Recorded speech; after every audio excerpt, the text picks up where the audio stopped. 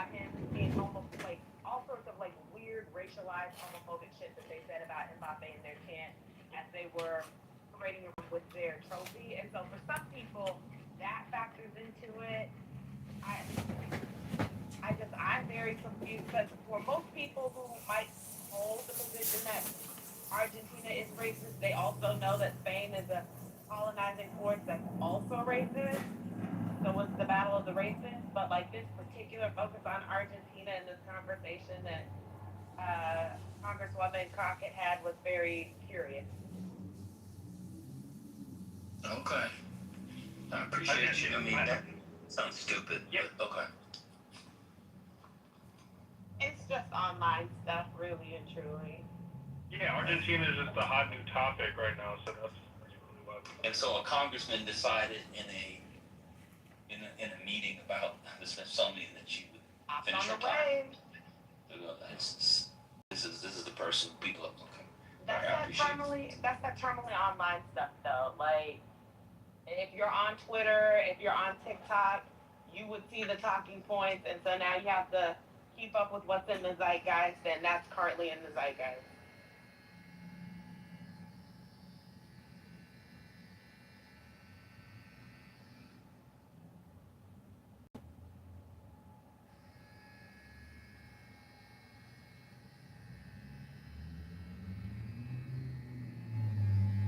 I mean, they were kind of doing it about Paraguay when Paraguay was in the news. There, I mean, I didn't even know Paraguay was harboring Nazis at one point. So I think it's just like whoever's trending at the time, that's who you're going to talk about.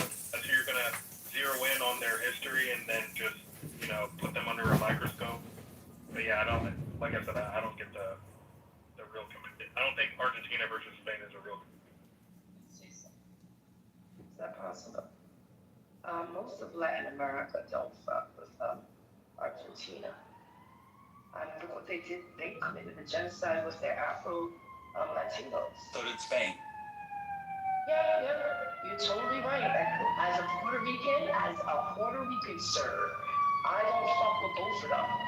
But for those 3 hours, I was propane in Spain. Why? And I went back to eating Spain again. Because, first of all, I feel like Spain is trying to recreate themselves. Yes, we know the atrocities that they committed. Obviously, I do also. All of us do. But I feel like they're trying to recreate themselves. I feel like they're trying to fix the things that they've done and what they did in the past. Now, they're saying now if anyone is part of an old Spaniard colony, if you want to be part of Spain, you can go to Spain and live there. I mean, within 2 years, if you can prove you're from the old colony, one of the old colonies, you could be a Spaniard citizen. Not that I want to go there, but I'm just saying they're doing that. Also, they're going against, Israel and the Zionists. And didn't they do something, agree with the United States and Israel about slavery? It was only 3 countries, that agreed. It was Argentina, Israel, and the United States of America. So, yeah, I mean, only for those 3 hours. Now I'm back to go fuck yourself, man.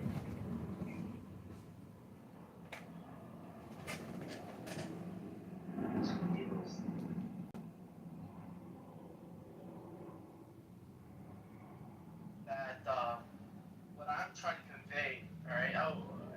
But listen, if you're gonna let him up, at least let me finish what I gotta say. She doesn't fly 10. No, that's okay. What they do with private jets is that they reposition them. So the jet will like land. Same thing. Like we don't protect our kids, fam. Cheap ass. Like, It's easier yeah, to keep like, stuff we as know, far. we know, right. We know, like the reality is, and it's sad reality. Yeah, so these little girls is fast, but that don't excuse like the predators. You see what I'm saying? Let them be fast with kids their own age. You see what I'm saying? It don't excuse the predators, because like the R. Kelly situation, that was just sad. Them parents should be fried. They should be hung out to dry. But don't excuse R. Kelly's actions. Even though the kid's parents co-signed it, don't excuse R. If you were in a jury, would you say she's not guilty? Or she demanding it back? You know, I'm gonna look at the letter. I'm gonna look at the letter of the lawyer. She shot him in the back. She was talking about this online. Would I want her to go to prison? Would I want to go to prison 50 years? No, I'd give her 5. But yeah, she guilty. She guilty. Yeah, somebody lost their life, man. That's not, I mean, like, you can feel a certain way, but, like, she didn't shoot him under the bed. Like, if she had shot him under the bed, like, predator, in my house, I feel threatened. I said it's still, they turn 2 years old and then they become a toddler, right? They still in mistake. Yeah, but there's still little babies. But some people say if you're past like the 1 year mark, like we're between, like my son is 65, that's considered still a toddler. But if I did get the daycare. No.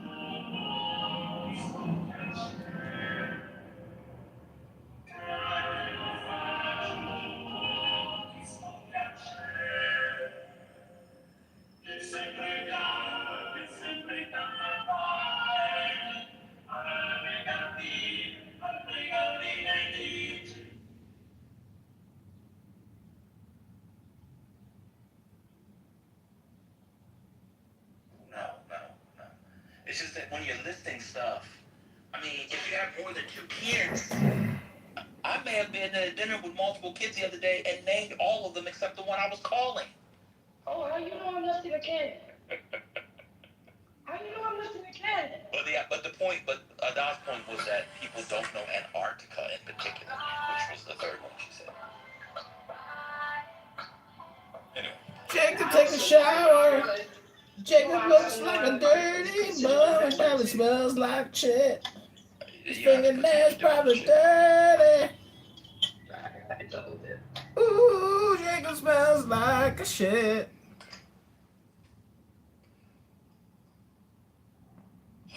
Anyway, my segment's over. You guys got it. It was a good segment. Like in a poetic context or in a spiritual context, it says to leave her momentarily. Wait, you said don't put too much chip on the dip. Or take off. But have you ever put too much dip on the chip? And then so I was like, Shit type shit. You know what I'm saying? Some shit type shit. Is there such You thing? know what I'm saying? You got something, you know what I'm saying? You know that something type shit. I'm sorry, I'm Okay, back to son. listen to Don't talk to me like I'm This nigga retarded. Talk like a man. Stop trying to talk like you're tough. You're on an audio app. Talk like a regular person. Talk like you would talk at a job interview. Talk like you. Talk like you. There you go. Just talk to me like. Just Yes. talk to me. Much better. Much better. How you doing, brother? How you doing, brother? Hey, brother. Hey, brother. How you doing? Talk to me like you would that white man when you make your $5. Talk to me. Talk. Come on. Come on. oh, you ran. Good. Come on. Hey, brother, you probably found out what Answer I the said. question. Too much chip on the dip or too much dip on the chip? Or is there such thing? Of course there's too much dip on a chip. No, there's never too. See, that's where you're wrong. I gotta disagree with you. See, you talking to me like a regular. Oh, it's gonna bring a wine.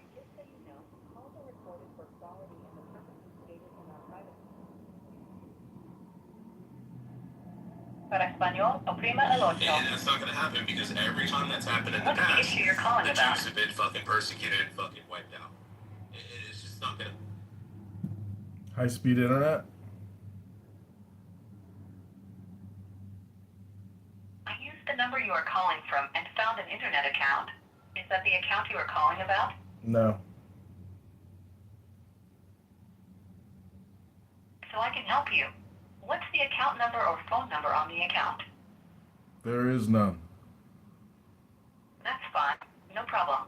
To better handle your call, how can I help with your high-speed internet? You can say things like new service. New Can't service. connect to the internet or pay my bill.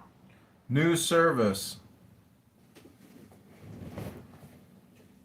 What's the zip code you are calling for? 60630. Thank you. 1 second, please. Which are you calling about? A personal or business account? Personal.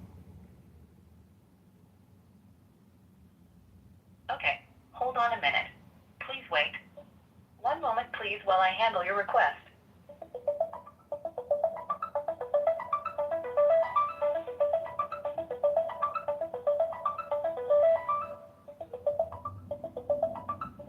To help me verify access to your account, please say or enter your 4-digit account passcode. I don't have it. All of our agents are assisting other callers. I can text you a link to chat with an agent. Press 1 to chat, or press 2 to decline. We have your number as 31249805117. Press 1 to receive your text message at this number. Okay, that text should be coming in shortly. Thanks for calling.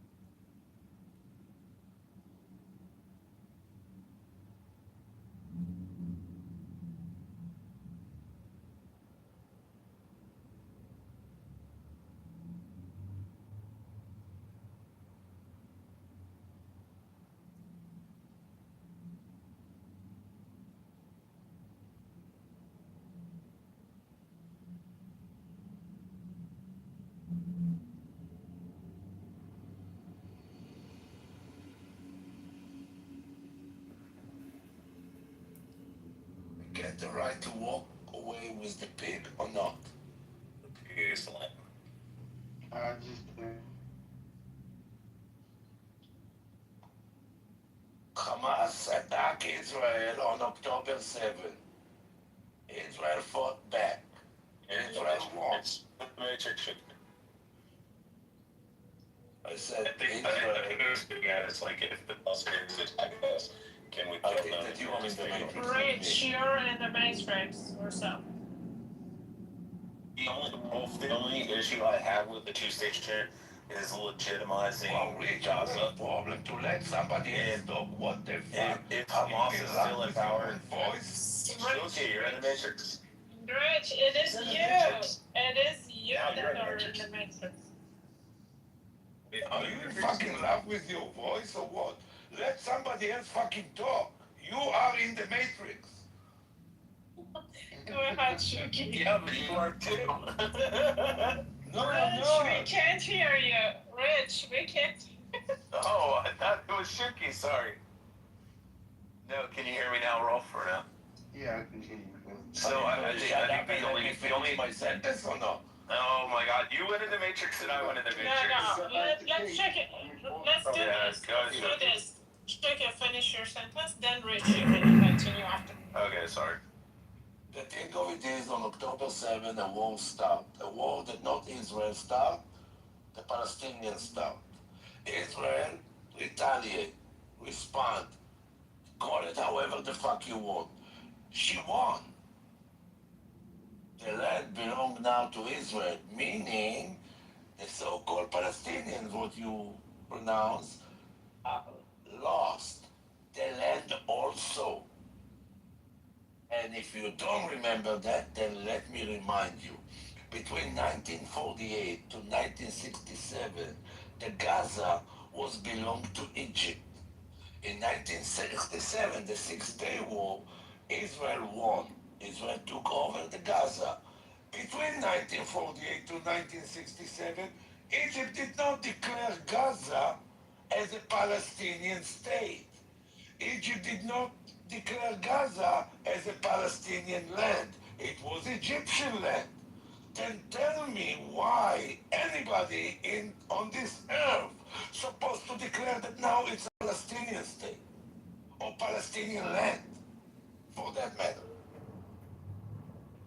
Well, yeah, thank you. You've just summarized the history of Israel from about 1917 onwards in a very lucid way. That is the exact mentality that took hold of the original Zionists. Many of them just wanted a peaceful land for the Jewish people to be not persecuted anymore. They just wanted to be left alone, live in a place. They had a few candidates, but the most obvious one was the land of Jerusalem, right? Would they have connection, the roots? The diaspora wanted to return to the Holy Land as they perceived it. So it made natural sense. And the Balfour Declaration, which the British wrote, was basically saying we are proposing a land for Jewish people to settle there, and they should not impede and harm the rights of the indigenous people, right? That was the plan. It was a very nice plan, and there were utopians and liberals and religious and atheists all agreed on this plan, which seems like a fair plan. But historically, though, over time, because of various conflicts, the more aggressive nationalistic types got more and more influence and power. They were smuggling arms early on into militias, and gradually, as we know, conflict grew between Arab communities and Jewish communities. One thing led to another, and after each successive conflict, if we fast forward between then and now, if you just look at the progress since the agreed split occurred in 1948, where they agreed to do a sort of a 50-50 split. From there onwards, Israel has been taking more and more land through conflicts. It's been saying, we have a war here, we beat the enemy, therefore we take more land. And you just perfectly summarized that with Gaza. It was Egyptian, but because they had a conflict, Israel took it and said, all right, now it's our de facto, we won, so we get to claim it, which is what they're doing in Lebanon now. They create a security zone, they advance into Lebanon. Yeah, I know a lot of push-ups. Oh, by the way, Triceps.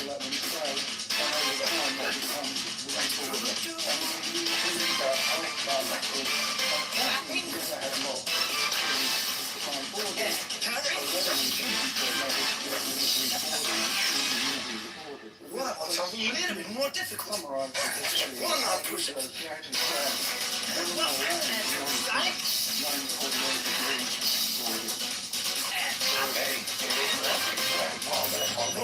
It's not I wonder if I can jump and clap behind my back. What happened the night before? I love it!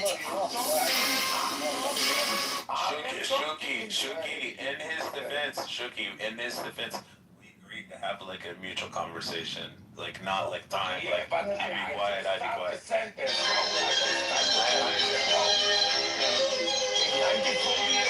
A day after the declaration of the State of Israel, 5 nations of Arab nations attacked Israel because they disagreed. And they agreed that they come to Israel. Israel did not attack. Israel acted as a defense. In 1956, Egypt attacked Israel, not Israel attacked Egypt. So if you attack me, and I'm defending myself and getting over you, whatever I took, it's mine. Israel never opened a war. Do your research. Israel never stopped the war. I've researched all of this. Obviously not that carefully. And then you're missing out part of the story here, because when the United Nations voted to agree to partition Israel. Guess what? Not everybody agreed with that. Three nations did not agree. Russia, the USSR didn't agree, so they were pressured, and for some reason they flipped the last minute and voted. That was a crucial vote that approved this plan. And the Palestinians didn't get a say in this. The USSR was not on the UN Security Council at the time. The USSR was Green, let him finish. Jeez. Yeah, that may be correct what you just said, but moving on, the crucial point I'm making here is internet. The point I'm making is on an international level and an internal level, at both scales, there was strong disagreement on this topic. Internationally, many countries to this day never recognized that agreement that the UN voted on, and many Palestinians thought this was an outrage. Why should we, who were living in this country all this time, now we get this division imposed on us where half of our land is taken away from us? And that's why they would have fought. There would have been militias who would have fought. This would be normal human nature. If the British were living there for 500 years or even 100 years, and the French came in and just said, guess what, guys, we're taking half your land, let's deal with it. It's a fair offer. Don't fight back. You think British wouldn't fight? I think the British would fight. Hey, Rolf, one thing I was going to mention, because I know Chucky's done now. Hold on, Chucky. I was just going to say this. The only problem I have with the two-state solution is legitimizing Gaza while Hamas is there, or at least the ideology. Even if Hamas is destroyed, if the ideology still exists, then it legitimizes Gaza to become its own state. If it becomes its own sovereign state, then it has more legitimacy to then have foreign nations fund them and supply them with munitions and weapons and stuff. And my thing is, I think the only two solutions is, one's like a fanciful utopian, Jesus comes back and creates, or the Messiah or whatever, comes back and creates like, a utopian society, and everybody just gets along, and, God wipes out all the bad people and we all just get along. I don't think that's going to happen anytime soon. Hopefully it does. Cross fingers. The second option is that either the Palestinians in Gaza relocate because they can't be civilized and they can't fucking just live next to the Israelis, similarly how most of the people in the West Bank, for the most part, do. I mean, they drive around in nice new cars and they live pretty decent lives and shit. I'm not saying it's like living in New York and shit, but I look at videos of people driving in the West Bank and I'm like, holy fuck. I'm like, look at all the Palestinians driving nicer cars than I drive, and nicest cars they drive in Manhattan. I don't think that's a realistic solution to remove them. I think the only actual solution is to decimate the fuck out of Hamas, do the same thing that they did in Japan and Germany, which is after the war is completed, to have some type of military presence there and keep them civilized until their culture evolves to the point where everybody just gets along, where they have close relations, similar to like Japan. The Japanese were willing to fucking throw their babies off cliffs. The Germans were willing to storm the beaches and kill every fucking invader coming in, and were wanting to slaughter everybody that they disagreed with. And eventually we won the war, and we installed our military there and our fucking force, and we forced them to, civilize. Similarly, like I said, in Germany, if you look at like Korea, if you look at, they didn't allow for the communists of the North and Korea to stay there in Seoul and Busan and stuff. They either threw their asses in fucking prison and they let the rest of the people evolve. The same thing with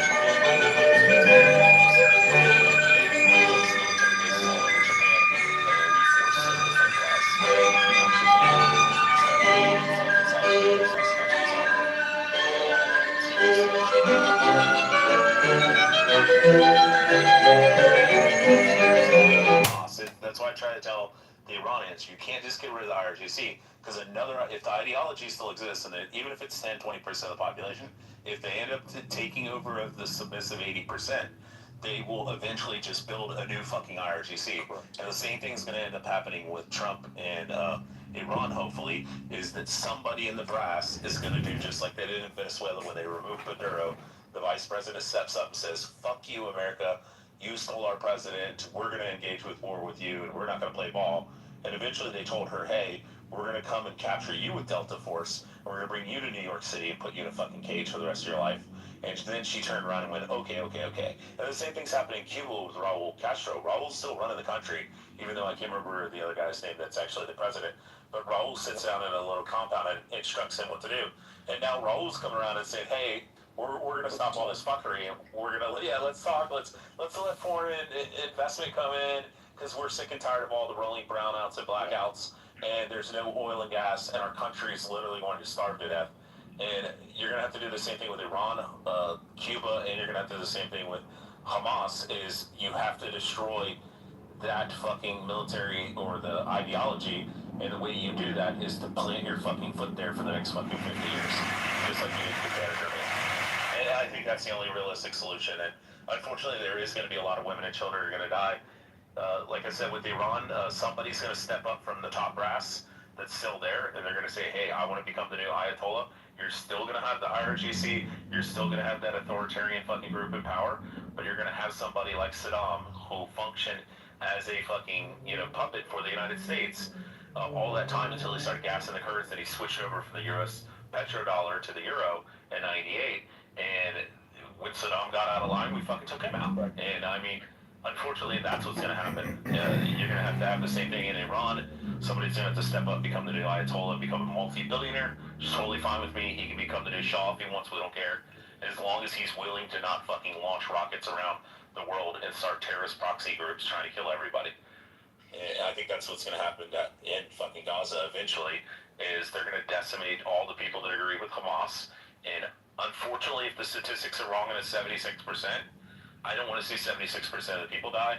I would rather some new government step up and say, hey, we'll run this shit in Israel. You can park a couple fucking military stations here in Gaza, and we'll play ball for the next 50 years until everybody gets over their shit, and we can all fucking get along. And assimilate, right, and work together. Yeah, I mean, you would have never thought that Saudi Arabia would be like in Qatar and Emirates. Never. And that's what we need. We need everybody to advance civilly. Packing, are you going to let me respond? Go.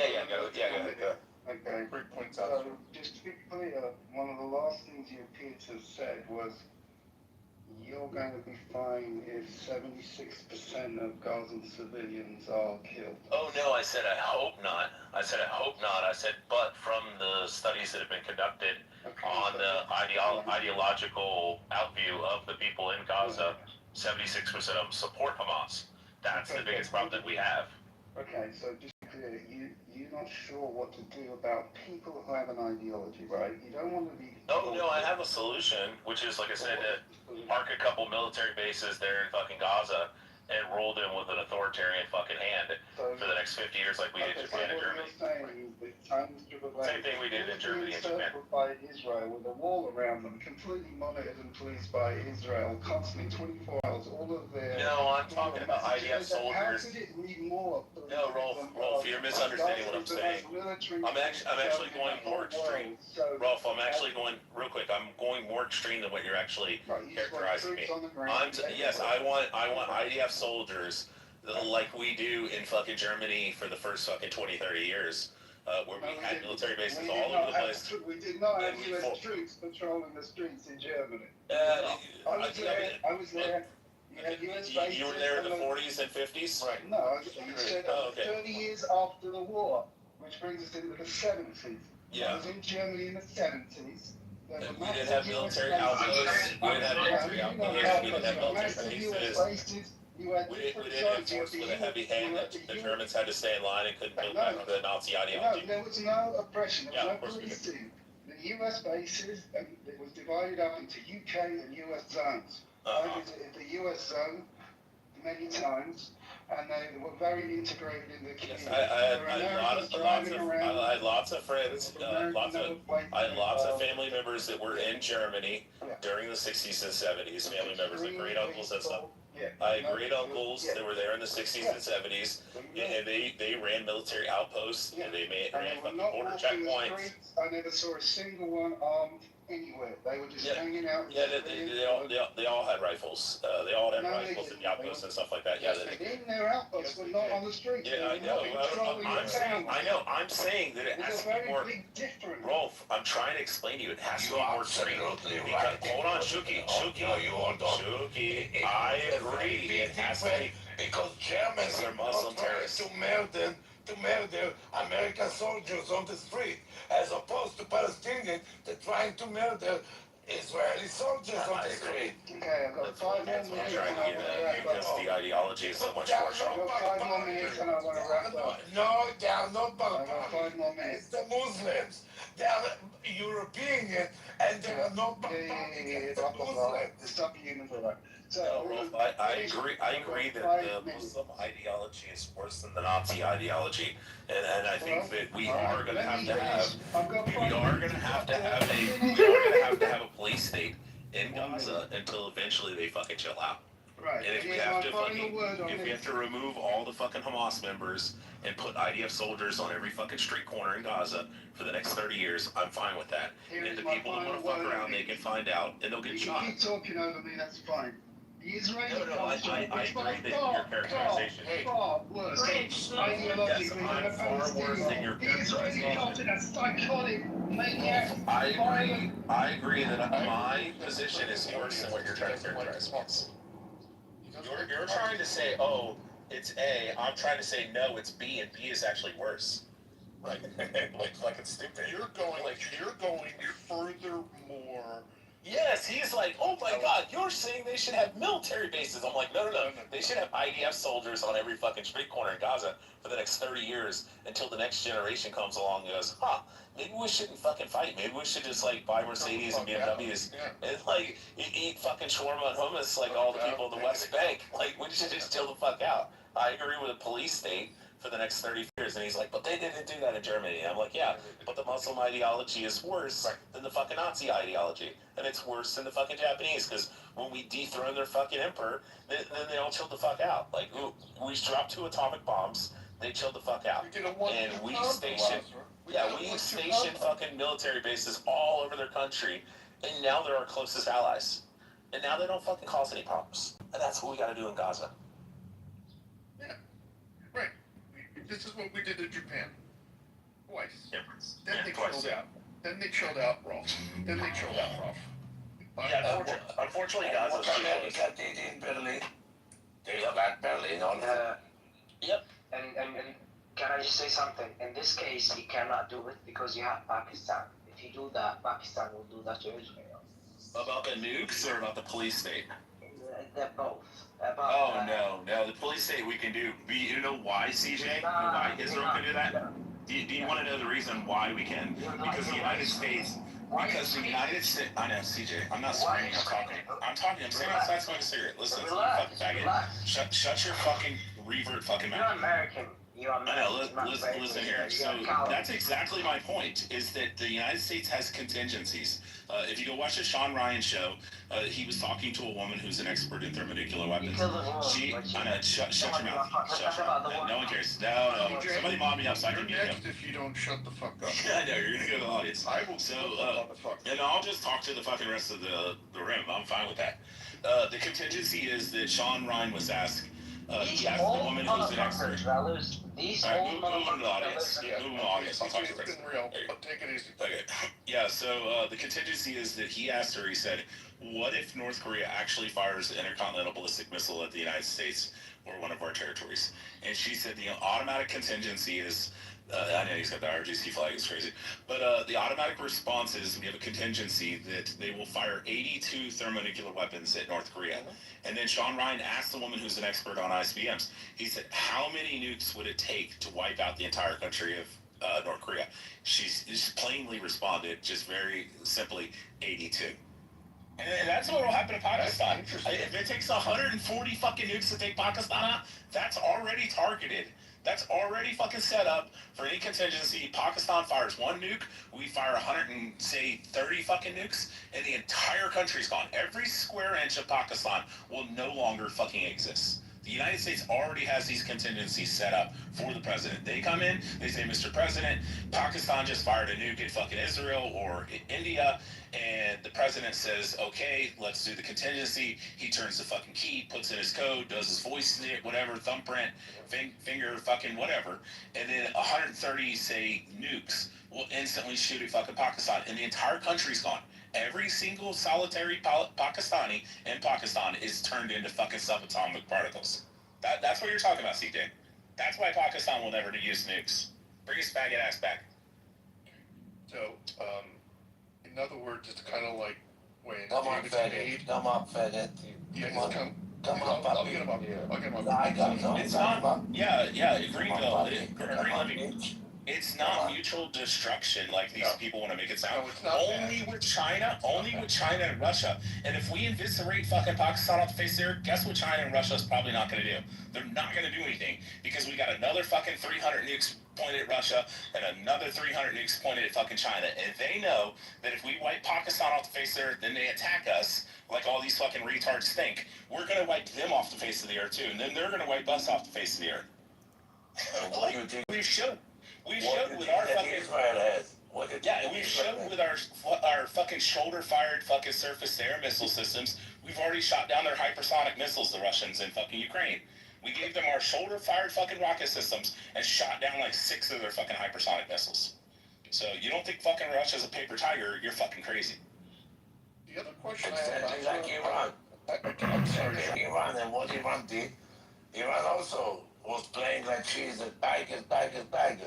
Came Israel and within 12 days showed that they are less than a paper tiger. Way less. It was a paper pussycat. Yeah. Yep. I agree. Move the cat. Yeah, we've shown just in this by going in and everybody's like, why did you go into Afghanistan and lose the war? We didn't lose the fucking war. We went in, we destabilized the entire country. We sent in Green Berets to train the entire country and train all their fucking military. Then we left billions of dollars of munitions and fucking heartbeats and M16A1s. And we left all those just laying there because the United States is legally not under our fucking rules. We're not allowed to fund terrorists. But we can accidentally leave it and say, hey, it was going to cost too much to bring the shit back. And then they pick it up. And what immediately happens when we pull out? The Chinese Communist Party and the Russian Federation both try to invade Afghanistan. And what are they being shot at with? The same thing that we were being... Budget shortfall driven by the high cost of the war in Iran. It's forcing military readiness cutbacks. There is a stalled emergency funding request in Congress, which we've alluded to before in this room. Key details include a requested $67 billion supplemental package, shifted funds from baseline military training and maintenance, and depleted precision munition stockpiles. So what does that all mean?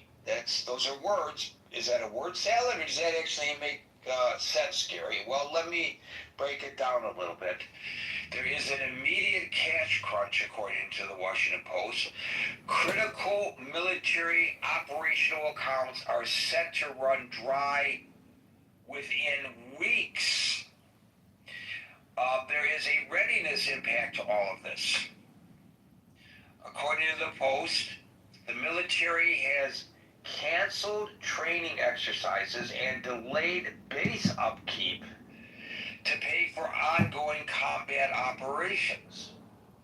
The congressional gridlock to which I alluded, HECSEF has been pressing lawmakers for emergency funds, but Congress has delayed action because of political pushback. A good portion of that, as we've discussed here before, is that they haven't been able to explain, according to the members of Congress, both Democratic and Republican, what they want to specifically use the monies for. So a lot of this is the fault of the administration, seemingly, not being able to make their case to Congress. But here's the impact on the Iranian war effort. But I don't think we should just look at the impact on the Iranian war effort. Because some people feel like we ought not to be in this war anyway. Who cares if it affects the Iranian war effort? But there is a cascading residual effect to all of this that I think we need to really look into. So with regard to the Iranian war effort, munitions are strained. According to the Washington Post, high expenditure on interceptors and strikes means that the United States is burning through costly precision-guided weapons faster than they can be replaced. Now we're in a situation now where the president seemingly wants to order an uptick in this war. But if you're running out of munitions, how do you do that? If even without this uptick, we are expending the munitions faster than they can be replaced, well, then how in the hell are you going to increase the military pressure on Iran? The Post also reports that while the United States military remains active, a lack of flexible cash forces reliance on shifting funds from other global defense priorities. So that complicates long-term campaign planning. So let's talk about the long-term global security issues of the Pentagon running out of money right now because of the Iran war. Because as I said, there are those who say, good, now we have to call this all off. This was a fool's errand. This has nothing to do with the United States. I'm not making this argument. But it's not our fight. Let's get the hell out, and now we're forced to get out. There would be people who say that. But as a result of all this, there's a strategic readiness gap. We already, as Anson pointed out yesterday, even before this war, and now this is an accelerated problem or a magnified problem. We've already deferred maintenance. Anson is probably chomping at the bit right now to give us details about that vis-a-vis the Navy, over which he's an expert. Deferred maintenance. How many gray holes are dry docked right now or sitting in port, and for how long? Are we ready? Should there be an actual threat to our nation? Anyway, deferred maintenance. There's reduced training. I don't think you have to be a military expert to recognize that creates vulnerabilities in other global regions if forces are unprepared. Think Asia. Think Taiwan. Think North Korea. Think China. I mean, really? Is that where we put ourselves right now? This vulnerability? The depleted stockpiles, the low supplies of advanced munitions, obviously, and you don't have to be a military expert like Anson to know that weakens our overall deterrence capabilities against other major adversaries. And some of you alluded to this yesterday as well, talking about how Russia and China and North Korea and perhaps others are looking at this saying, gee, the United States is forcing itself into becoming some kind of a paper tiger. Now, I don't know whether that's actually true, but certainly based on the reporting in the Washington Post today, the article says, the title of the article is "The Pentagon Sinking Billions into Iran Wars Quickly Running Out of Money." Their lead is the Pentagon faces an urgent budget shortfall caused largely by the war in Iran, with some critical lines of funding sent to run out within weeks. That's the top to their story. And there is a cascading effect beyond the military, right? And again, I'm not an economic expert, but I don't think you need to be one to recognize that massive wartime spending and pressure to national debt limits, it affects domestic budgets, and perhaps most importantly, I feel, this is Gary's analysis, there's a potential restricting of future defense agility. Not good is how I would rate this. NG, not good. So the question is, presuming the Washington Post is correct, the Pentagon is running out of cash. But I asked the question, is the Pentagon running out of cash? And of course, implied here is, what the hell does that mean and what do we do about it? So with that introduction, I will start grabbing you guys and demanding that you speak into the microphone. And I will start today with Scott, followed by... Yeah, I actually read this article and I was going to do a room about it earlier today because I thought it was really interesting. Yeah, I mean, headsets kind of got to go hand in hand now, apparently to the hill. Yeah, I think this is the realities of war, right? And war is not free. And I mean, I think there's a twin factor. A, as you said, guys, the war is unpopular. And no, that doesn't mean it's wrong. I mean, you know, or right. I mean, but I mean, you have to factor this in. I think that one thing any commander in chief now, for the foreseeable future, has to take into consideration is that you take military action in the wake of Afghanistan, which we left horribly, Iraq too, which which was wildly unpopular and largely looked at as a failure. If you were doing this stuff after Iraq 1, it's very different, right? After Iraq 1 was one of the most, capable demonstrations of American power in my memory. I mean, it was just so clean and, it was on TV and we just, we looked impressive and it looked as though American power had a fantastic role in the world and it could be used quite adroitly. That's not how we feel these days. I mean, Donald Trump largely is president because of the failures of neocon foreign policy and adventurism abroad. So you have to keep that in mind, right? And the Congress has the purse strings, right? And so you've got to keep that in mind when you're asking for money. And yeah, I mean, you got to procure funds for a war that a lot of people don't want to support, right? I mean, congressmen remember what happened to people like Hillary Clinton, who was torpedoed in 2 presidential runs for, well, at least in 2008 for sure. It was extremely costly for her casting the vote in approval of Iraq 2. I mean, Obama, fortunately, was on record as the state senator in some anti-war speech that, that really helped his candidacy. I mean, made his candidacy in many ways. So, yeah, I think it's tough. It's tough to make a case for an unpopular war and increasing funding in an unpopular war, especially when the deficit is so massive. I mean, and it continues to grow. All these things add up to, I think, a Herculean task for the Secretary of War. So you spoke about how this is really very interesting, and I don't know whether you intended to go there, but you talked about how Iraq won,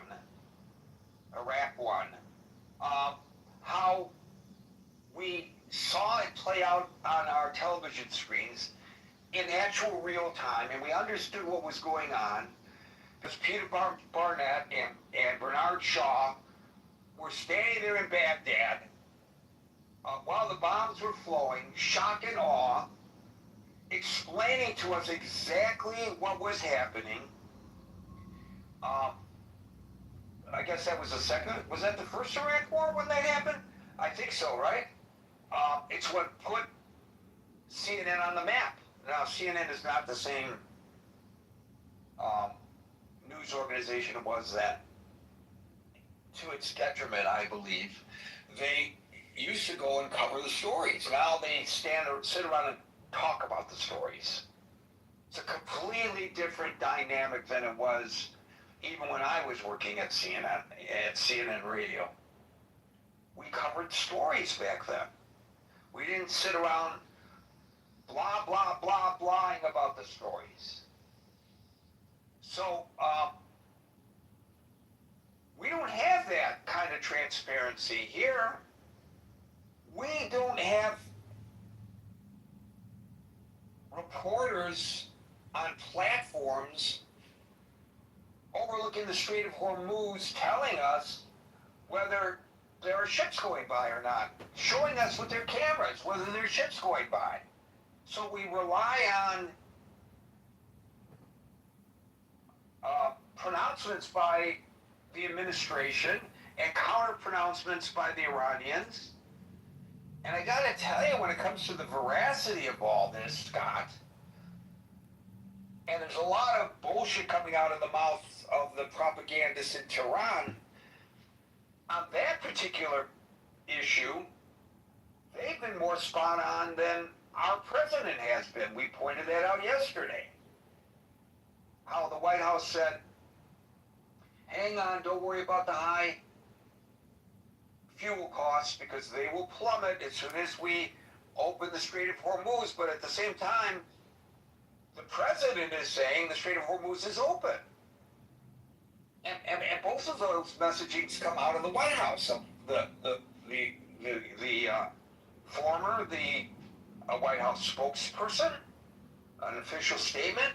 The latter, the President of the United States, a true social posting. So which is it? We talked yesterday, you can't prosecute a war without the support, successfully, without the support of the populace. Nobody's really making an attempt to show us there may be, as you point out, very solid reasons for this war. But I don't know what in the minds of the administration those reasons are. I mean, I have my own personal beliefs, as do you. But I don't know in the mind of the administration because they haven't articulated it. Had they articulated it properly to the Congress, perhaps they would have gotten the appropriations they need so that it wouldn't have drained our military's capability to the point that, God forbid, we feel that we are safe. Because we talked about it yesterday, the United States is isolated from the rest of the world. And it's so simple these days, like it was, during World War II, for example, when there was very little, there was some, but there was very little threat to the homeland. It's a different world that we live in today. It's a very dangerous world that we live in today. A lot of things are intertwined. For some reason, the government is reticent to explain to us how things are intertwined. I don't know why, but there you have it. And the news media aren't doing a very good job of explaining it to us because it's all he said, she said, he said, she said, he said, she said. And so, there's little real reporting except in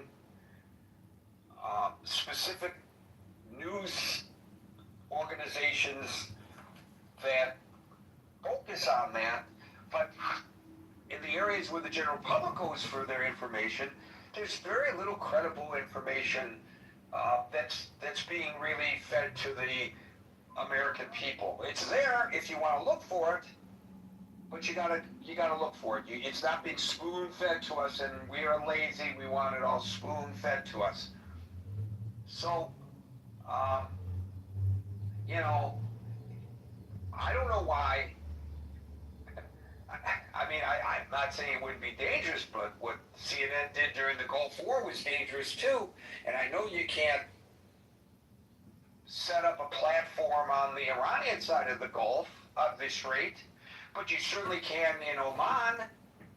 I don't know why we're not seeing daily images coming from Oman. When the war in Ukraine began, we watched on whichever cable channel we preferred. We could see what was going on there. We could see as the bombs came in. We had reporters on the ground telling us what was happening. One reporter at Fox was gravely wounded covering the war. It's dangerous work, war corresponding, but it's very important work indeed. All of this, I think, contributes to where we are today, Scott.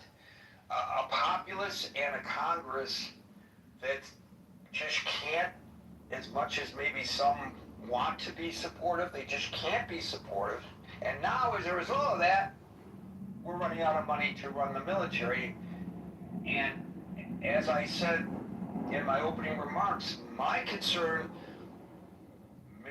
may be more towards the global impacts of this than the regional in the Middle East. You know, I don't know where this leaves us. I think it leaves freedom-loving countries all very vulnerable. But maybe that's something that a lot of people don't understand as well. Yeah, and I mean, this is interesting, right? Because not only do you engage, does the administration engage in a military conflict in a post-Afghanistan, post-Iraq world country, but also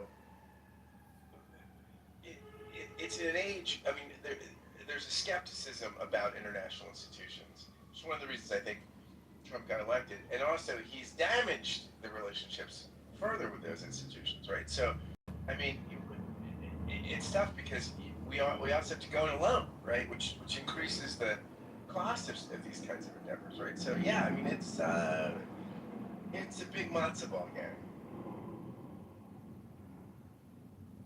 I don't think it was very nice of you to denigrate matzo balls that way.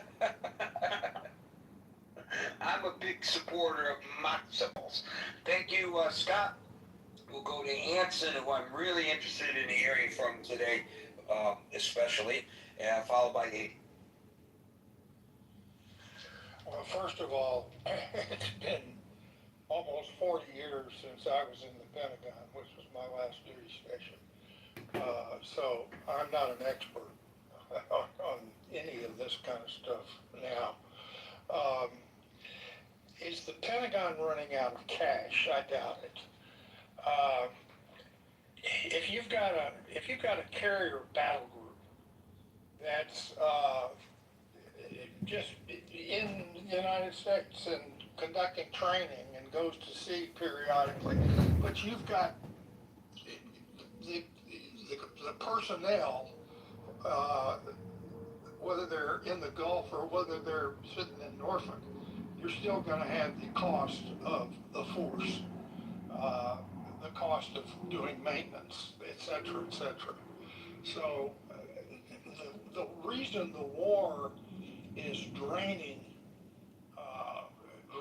money out of the Pentagon very fast is because the operating tempo, which burns a tremendous amount of fuel, other than for the nuclear ships, fuel and aviation gas, and ammunition.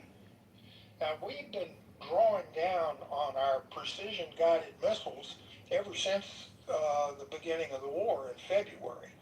And so the depletion, and we're not going to you're not going to keep up with the firing rate of Patriot missiles by replenishing them from the current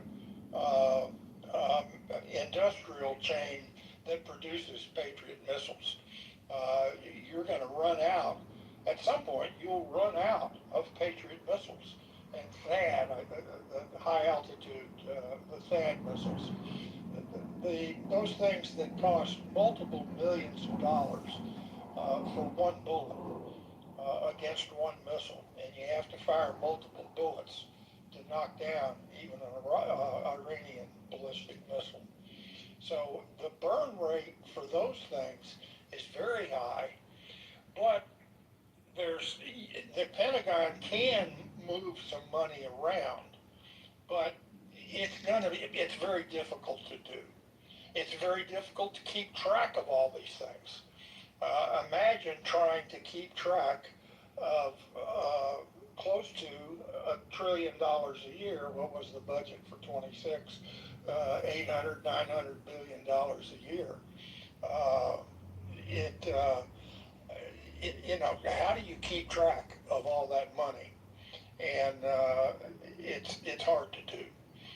And the thing that I read the Post article, and you're absolutely right, Gary, it's he said, she said. You have experts that are contradicting, so-called experts, that are contradicting what's coming out of, quote, the experts within the administration. Well, who's telling the truth?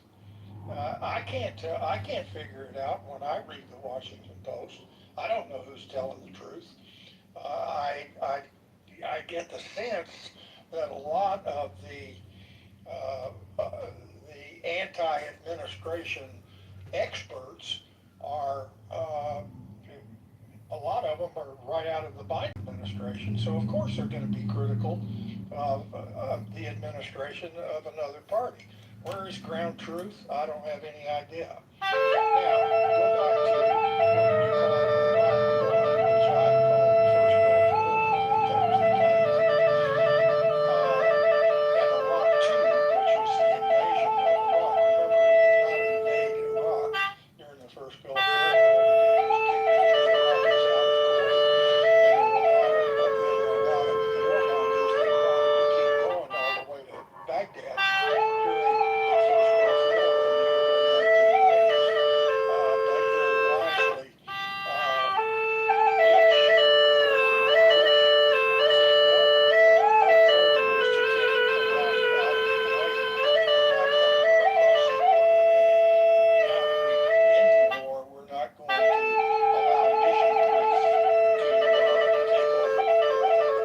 wisely, execution of the war. Well, we got into mission creep in this war on the first day because nobody really articulated what the hell we were trying to do. And we still, I don't think there's anybody in this room that with any convincing degree of confidence can articulate what the goals of this war are. Is it regime change? Is it, is it something to do with nuclear weapons? Is it the freedom of the seas? Is it an amalgamation? How do you determine if the seas are free? And as far as people on the scenes, Gary, to take pictures, the Second Gulf War was the first time, I think, that we actually embedded reporters on the front lines. Remember, and they were in Baghdad. We saw pictures of bombs going off in Baghdad. Shock and awe was Iraq II. That was the invasion of Iraq. Shock and awe was not articulated by anybody during Iraq I. Iraq I was the first time we saw pictures after the fact of precision-guided missiles hitting trucks and tanks and small buildings and that kind of thing. That's the first time we ever saw that kind of imagery coming out of war. And today we're seeing it. CENTCOM is publishing those photographs. But what do those photographs mean? I can't tell. I can't figure out how many days have we been since the MOU went south. What is it, 11 days now that we've been executing air raids on the nation of Iran. And I think almost all of those, pretty much almost all of those, have been along southern Iran to try to somehow prevent them from closing the Straits of Hormuz. And we've been unsuccessful in doing that. So you could take, if you chartered helicopters in Oman, you could take pictures of ships moving in and out of the Straits or not moving in and out of the Straits. But those pictures, again, they have to be interpreted by people that know what they're talking about. We've had, it was a report that an oil tanker was hit by, quote, unidentified objects, caught fire, the crew got into lifeboats and abandoned ship.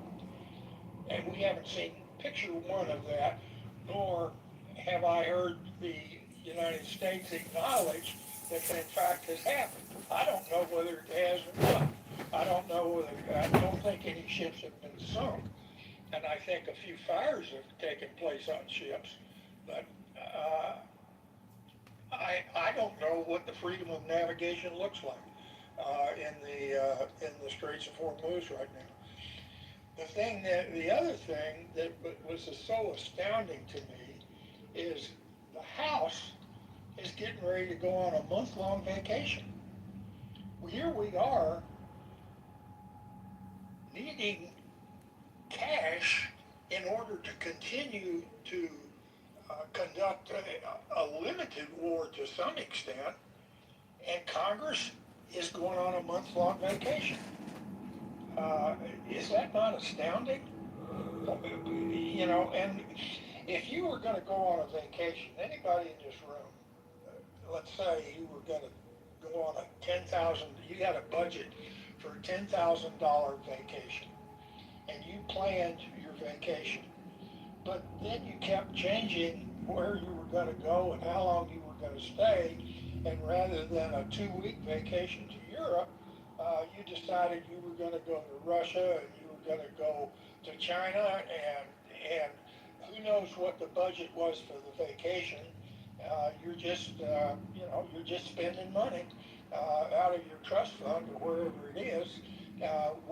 You cannot budget a war if you don't know what you're trying to achieve in the war. You can't even accurately budget a war when you know exactly what you want to achieve, but you can get a much greater feel for it. And finally, the people, the people that are opposed to the war, they want the Pentagon to run out of money. They want the war to come to a close this week because they don't have enough money to buy gasoline to put jets in the air over Iran. Is that the right way for the nation to be engaged in armed conflict? Of course it's not. And it's astounding that it's continuing to take place. The Pentagon doesn't know where the money is. They're not sure. They're not exactly sure what authority they have to move money from one bucket to another. And you'll have lawyers on both sides screaming at each other, saying, "Yes, you can. No, you can't." It's astounding. And it's just a perpetuation of the frustration and the angst and the anger and the disgust that I expressed yesterday. And I don't see us, I don't know how we're going to come out of this thing. I think if the Democratic Party has their way, we're going to have to withdraw 2 carrier battle groups from the Middle East because we don't have the money to support 2 carrier battle groups. And we certainly don't have the money to buy the bullets needed for the carrier battle groups. Is that the right way to conduct an armed, the use of our military? Of course it's not. And yet we're doing it. So be it. I don't know what else I can say other than to sound frustrated, which of course I am.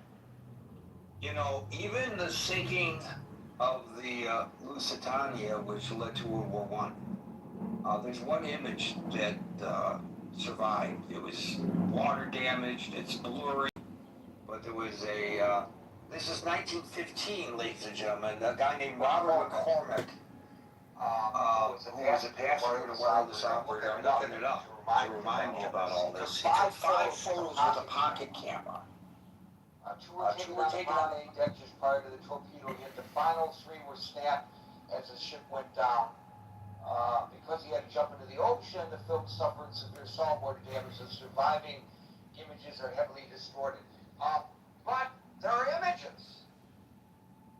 Now, we are in an age of digital photography that is transmitted simultaneously to the cloud for safe keeping and safe passage.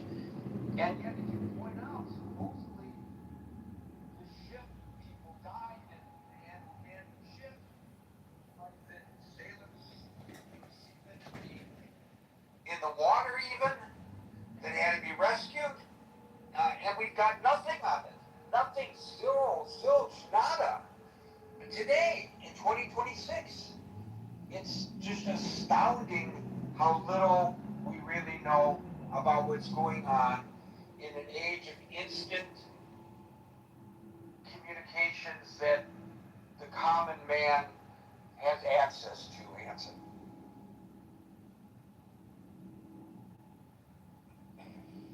I'm not sure picture of a sinking oil tanker would be used, I suspect, not to perpetuate and continue the war.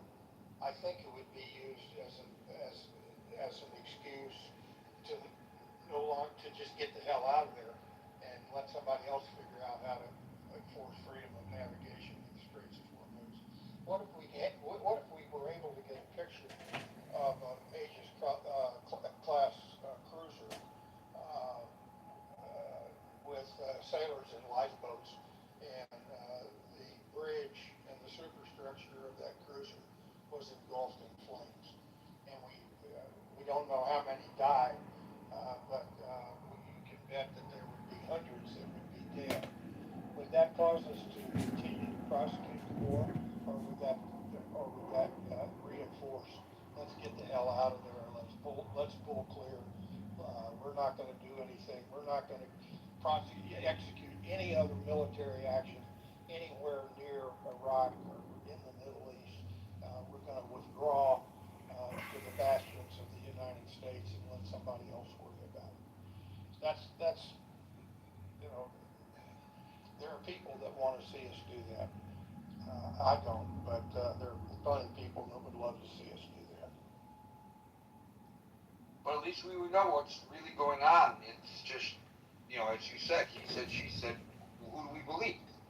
Does the United States Navy have the ability to fully enforce a naval blockade against Iran? And does the United States Navy have the ability to ensure safe navigation for all ships going through the Straits of Hormuz? I think the answer to that is no. I don't think we have the military capability to be able to do that. To say that I don't think we have the ability to do it, not on a sustained basis. And that's what Iran, that's what Iran is betting on, that they're going to keep creating brush fires, so to speak, in and around the Middle East. And at some point, the United States is just going to say, well, we've run out of money. Congress is on a vacation. They won't give us any more money. We can't pay for the gas, the bullets, and the people. So we're going to withdraw all of our naval forces and our air forces back to permanent bases in the United States. That's what some people want us to do, and that's where there's some of the experts that are speaking as experts to try to achieve that goal. And there are other experts that want to want to go in for unconditional surrender with full-up ground forces, multiple divisions of American boots on the ground in order to execute a regime change. That's as ridiculous as the alternative of let's withdraw to the bastions of the United States and let somebody else worry about the geopolitics. And I don't know where we're going to come out in between those two, but it's scary to think about. Thank you, Anson. We'll move to Agent, followed by Steve. Gary, it's good to be here. I just wanted to respond to the title. I know the Secretary of War testified the other day about, I think he said something on the order of $35 billion has been spent. Dramatically underestimating, maybe it's we have prosecutions and misconduct or scandals or cover-ups. Think about it. A lot of it's just budgets that Mr. President. Normal operating expense. I understand this resolution. I understand the seriousness of any time. Kind of how you look we at have prosecutions and misconduct or scandals or cover-ups. The purpose of the military is for these war operations, so how much was spent over what time, should have to pay that penalty. But I think us as a body, as a city council, I also believe that we should stay in our lane. I think the obviously, unlimited outset, I think that almost the purpose of the U.S. attorney is appointed by the President and the United States Senate. I think we, in our own backyard, as a city council, need to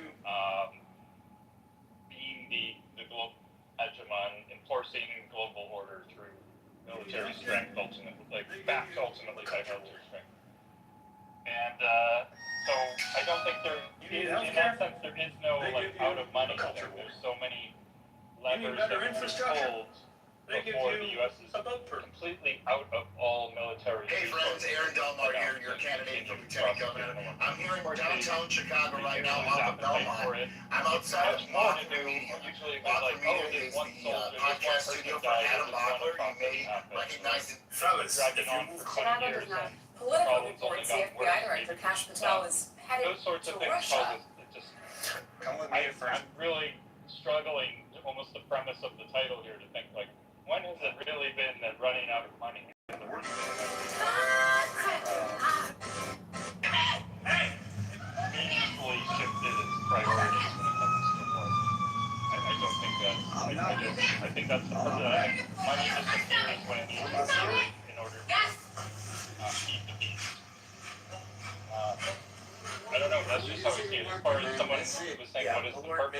What is the? I think it's pretty obvious. I think number one, there was a legit nuclear threat. Nobody said Israel, but Israel, the elephant in the room, where it comes to why and what's driving all of this.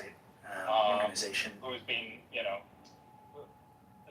I think that's clearly important, and nobody, it's just On the first day, uncomfortable for people for various reasons to just like say, to just name it, I guess. But the U.S. is inextricably married to Israel, and now there's moves to merge the intelligence apparatus, the military apparatus, when it comes to giving benefits and recognitions to people. There's things that they keep trying to slip into bills that say if you've served in the IDF, it's considered equivalent to having served in the U.S. military, so for veterans benefits and things like this. So it's just, this is the way we're going. We sort of have a two-state nation, in a sense. I think you're now crossing a line. Okay, I'll back up. I'll walk it back a little bit. I didn't mean to get carried away on that, but the point is, this is important, but the other, so we've accomplished the nuclear objective, which was to maintain some stability in the world on a number of levels. And then the second thing is, we've always maintained freedom of navigation. We've been the Navy of the world to maintain this. It's fallen on us. And if we allow things to go to hell, if we allow pirates to or nations to hold other nations hostage, especially allies, especially strategic resource-producing allies, hold everyone hostage or for ransom or whatever it is, credibility falls apart. The whole apparatus starts to disintegrate, and we're not. There's been some political camps. I used to be a fan of Ron Paul. I mean, in some ways I still am, but there's that. I'm not all the way, certainly his way of thinking, which is like we should just be completely isolationist, let the chips fall where they will in the rest of the world, which would just be war and chaos, and it would be World War III, where everyone fighting amongst each other for the, to reestablish what the U.S. is providing ultimately, which is that splitting. So the U.S. has to step up. We're the only ones resourced to do so. We've had almost a sort of monopoly on naval enforcement. So if we let it go, then we'll let everything else go. After we hang up the phone, I don't think the U.S. is ready to do that. I don't think money then is no issue when it comes to this. And but the problem is, of course, it's very cheap. We're in this with the drone era. Don't have the will to do boots on the ground. I think they may drive us to that point. It's really up to Iran. People running the RGC, they are apocalyptic. They're death cults in many ways. And they want to push things as far as they'll go until they're all wiped out. And if we back down, they totally win and they can dominate the region, right? And it's just going to be more war. There's going to still be a war with Saudi, possibly. There's going to be a war with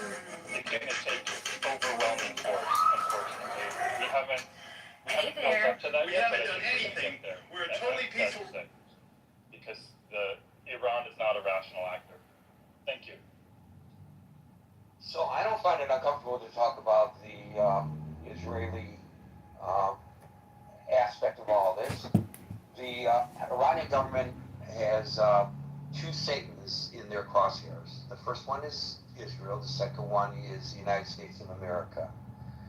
Because of proximity, obviously, Israel faces an immediate existential threat on a daily basis from Iran, especially given the fact that they fund the terrorists in the Middle East who have been attacking Israel, including on October the 7th, most notably on October the 7th. But I think your comments about this, which I interrupted you over something that you said, and you backtracked on it, yes, is indicative of lack of understanding that a lot of people have. I think it's time we The just threat that drop the Iranian regime presents to the world, and how their ideology is such that they want to take over and force their theology, which is their politics, upon other nations of the world, including the nations of Europe. And anybody who has an understanding of the real threat that Iran presents gets this. It's real easy to reduce this to the headline, you know, Bibi, you didn't say this, but Bibi made Trump do this kind of thing. No, it's far more complex than that. Every administration has recognized this threat. Each has a different approach to it for various reasons, and there is no good approach. The JCPOA was considered a compromise. It at least kicks the can down the road. There are many who felt that that was not really addressing the problem, the issue, the threat that Iran presents. And by the way, the JCPOA was targeting Iran's nuclear weapons capabilities and aspirations. And that's not just Israel.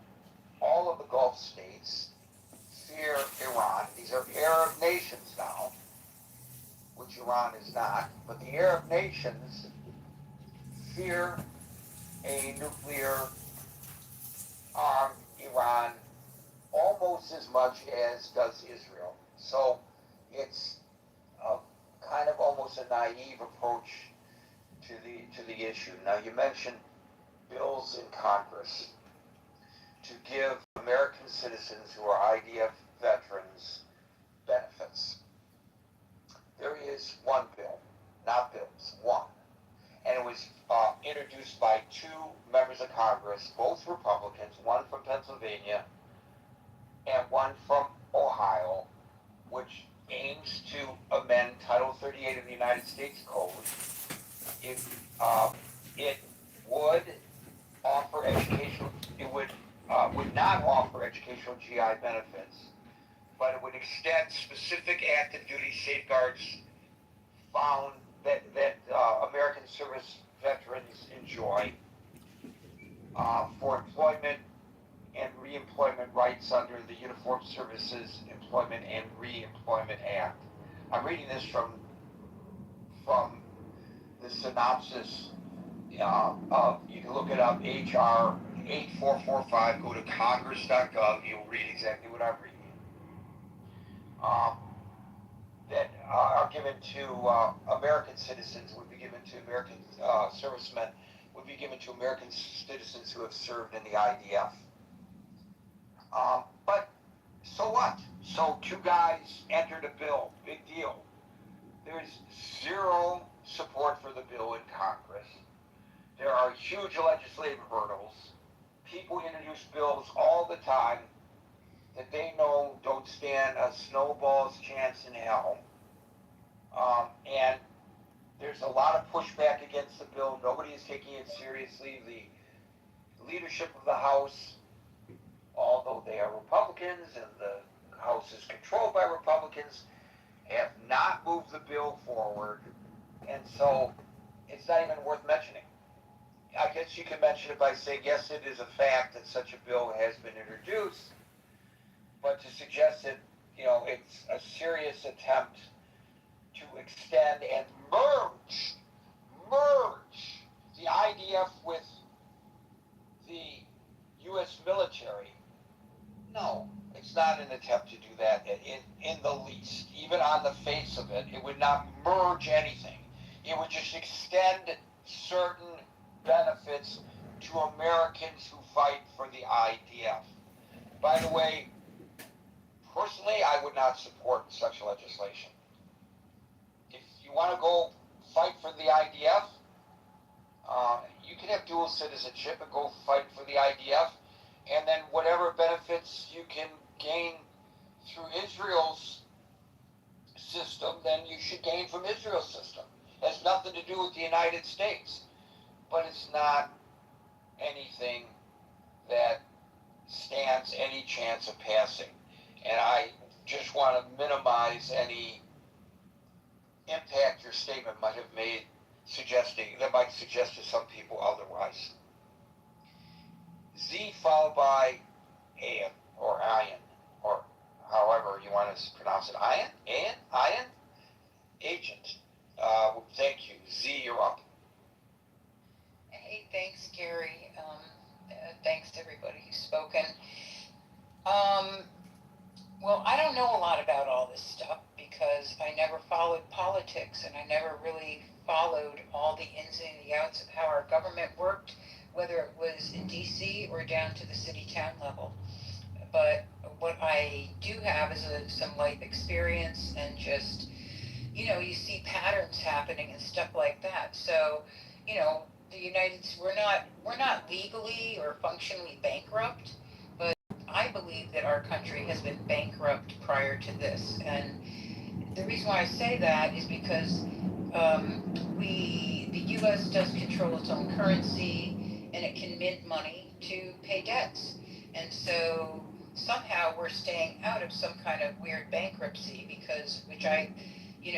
if any kind of bankruptcies happened earlier than the 2008 financial crisis, I'm unaware of that, but there seems to be a lot of problems since that happened, and there was a lot of social and economic and political things have been uncovered since this financial crisis with the houses and the paper and all that bad money or whatever it was.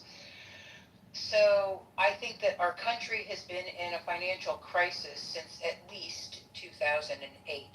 And it's just, nobody wants to say that we are. It's kind of shoved under the rug. And so I'm not surprised that there's a huge deficit now. When I look at the numbers, it's hard to understand how the numbers got so high. And also I want to point out, I find it to be interesting that Mr. Trump was making fun of at least Russia and maybe even Iran and maybe the people who were fighting someplace else. Sorry, guys. That he was making fun of those people they're running out of money. They're running out of stuff. They got nothing, right? And then here it is back to his face. So it's just bizarre, I think, sometimes what comes out of the mouths of people is actually what is happening here. But it's like trajected out towards this other group. Well, they're broke, but we're fine. So that's not true because right now what's happening in the USA is that their programs like Medicare and like all the food programs are all being cut. They're all cut. And I'm not going to get into all the different ways about it, but there are people suffering in my little zip code who don't have food, who have no medical care, and are on waiting lists to see a doctor till 2028.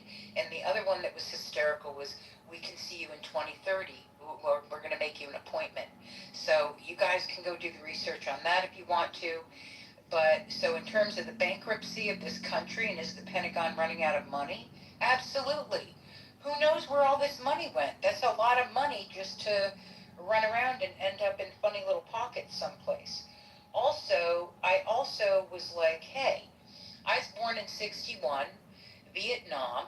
That war was nonsense and baloney. Of course, I had no idea that it was, and I was saluting the flag and standing there during the whole thing, and MIA bracelets and POW and going on walks, and I didn't even know what was going on. I just saw the pictures in the magazines and thought, holy shit, I got to do something. And little kids running away from bombs. I mean, I'm like, what the heck?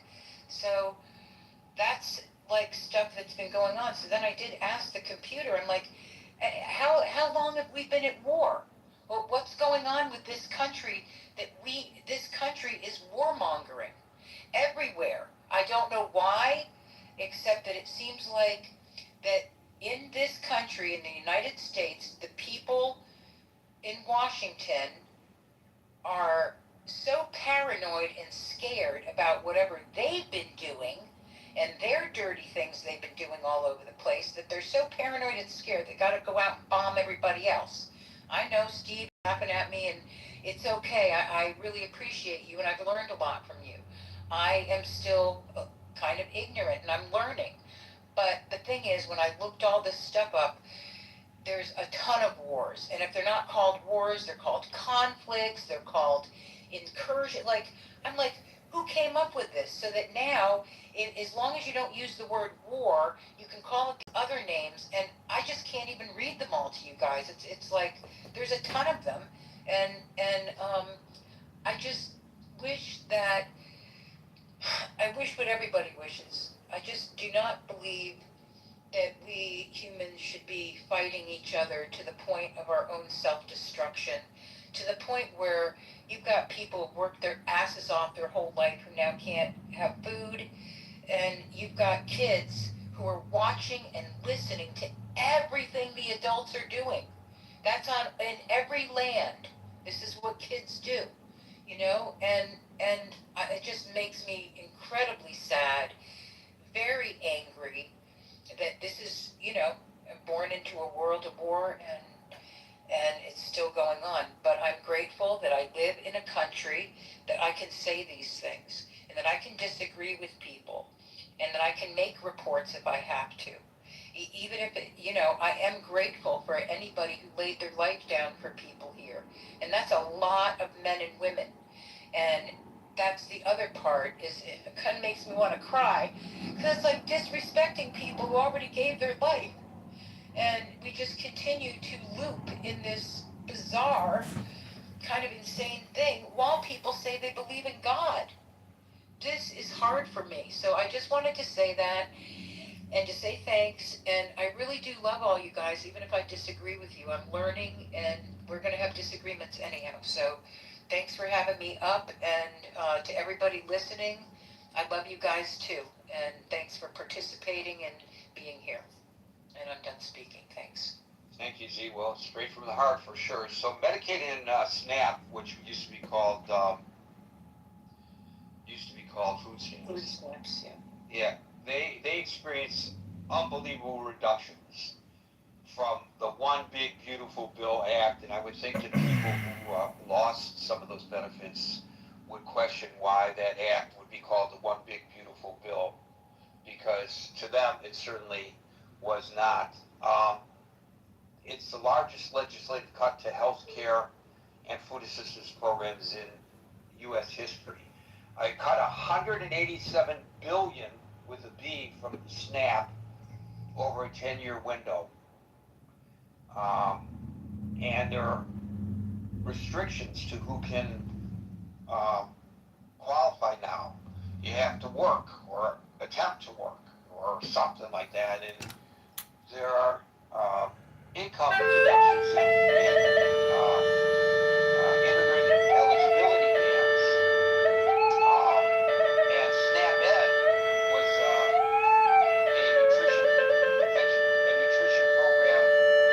a program to provide nutrition education to low-income communities. In other words, instead of eating chips, this is what you should be eating healthy. Gone. Medicaid, I think you said Medicare, but I know you meant Medicaid. Yeah, no, Medicare has been cut. I'm not kidding. I don't know about Medicare, but Medicaid has been cut by $1 trillion. $1 trillion. So I know that the United States has shouldered a lot of responsibility for maintaining the peace worldwide, and that's extremely costly. But if you look at some of the other nations of the world, you see that Cradle to the grave, they take care of their people in a manner which we do not. And if you look at the medical outcomes, there are some countries that you would consider third world. Oh, I would never go there. I hope if I ever travel there, I won't get sick. Well, statistically, the outcomes in some of those countries are better than they are in the United States. So we're not, I think there's some things we're not doing correctly. Thank you, Z. We'll go to Ann, followed by Steve. It's Ann like an Ann Rand, right? Correct. So I'm looking at usdebtclock.org. Total U.S. debt is at $40 trillion. That's $114,000 per U.S. citizen, and for the debt per taxpayer, it's $356,000. Total U.S. debt is at $113 trillion. The reason why I bring these up is because we've already lost almost 20 Americans fighting Iran and hundreds of U.S. soldiers injured. The cost is at over $100 billion now with this war. I know a lot of titles are clickbait titles, but truly America has papered over our conflicts for well over 100 years, and we don't even win the wars. And if you look at what's happening in Russia with Ukraine, the Ukrainians just launched a massive blitz with hundreds of attack drones, and the cost of those attack drones are insignificant compared to the amount of money that we're pouring into our ineffective weapon systems. We have nuclear weapons. If we want to win this war and half of their country is in military garb, we could detonate nuclear weapons on the largest cities in Iran and devastate them and win the war overnight. But we wouldn't have to spend another $100 billion or lose hundreds of more of U.S. soldiers. We could win the war with our technology, with atomics, with nuclear weapons. But do we have the willpower to kill millions of innocent Iranians? Do we have the will to win? We do not. But we have the will to fund a global military industrial complex, because it's not just American corporations, it's European corporations sucking at our congressional deficits. It's not just Americans profiting from this war. It is Europeans, Italians, Germans, French, British, all profiting off of our deficit spending. And so all I want to say is that thank God we have Donald Trump, because this is a pressure cooker. And we've ripped the bandage off, and every night we are devastating Iran with new, fresh attacks. And we will have the weapons and the will, as long as we have our glorious orange MAGA president, to exact the will of this war, which has been cooking for 40 plus years. And finally, we've taken out the most radical, evil Islamic terrorists on planet Earth. These aren't Japanese practicing Zen, flying kamikaze. These are apocalyptic Islamic terrorist pirates. And I am so glad that Donald Trump is our president instead of alcoholic Kamala Harris. Thank God we have a warrior president willing. There's evidence to support that she's an alcoholic. So She is an alcoholic. Didn't you see her 4th of July party photos and videos? She was swearing. She drinks gin and vodka all day long. But that's not important. What's important is that we're going to win this war, no matter how long it takes, or how many Iranians we have to kill, or how many hundreds of billions we have to spend. We're going to win this war because Donald Trump is a winner and America is a winning nation. Finally. Thank you all for listening. I am complete. Well, first of all, public figures, when personal aspersions, such as you just did. So please restrain yourself in the future. And secondly, the discussion today is how they don't have the money to prosecute this war. So it sounds to me that what you're just articulating is no more than wishful thinking. How, if they don't have the munitions, if they're expending more munitions than they are developing, how is this great savior of humanity from this Islamic fundamentalist regime going to affect what you just said?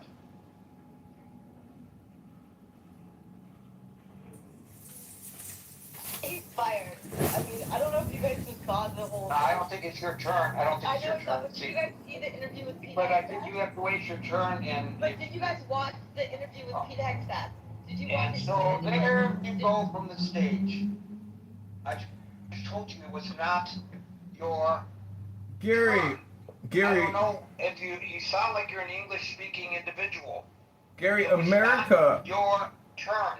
And could you answer my question? Gary, America is spending almost $100 billion a month on interest expense and $100 billion a month on our military-industrial complex, which is primarily our Navy, our Army, our Air Force, our Marines, our Coast Guard. When our creditors are receiving all this interest expense but providing no product or service, at least our military at the cost of $100 billion a month. Question, and I would like you to answer the question that I asked you. If it's costing us more to expend weaponry now,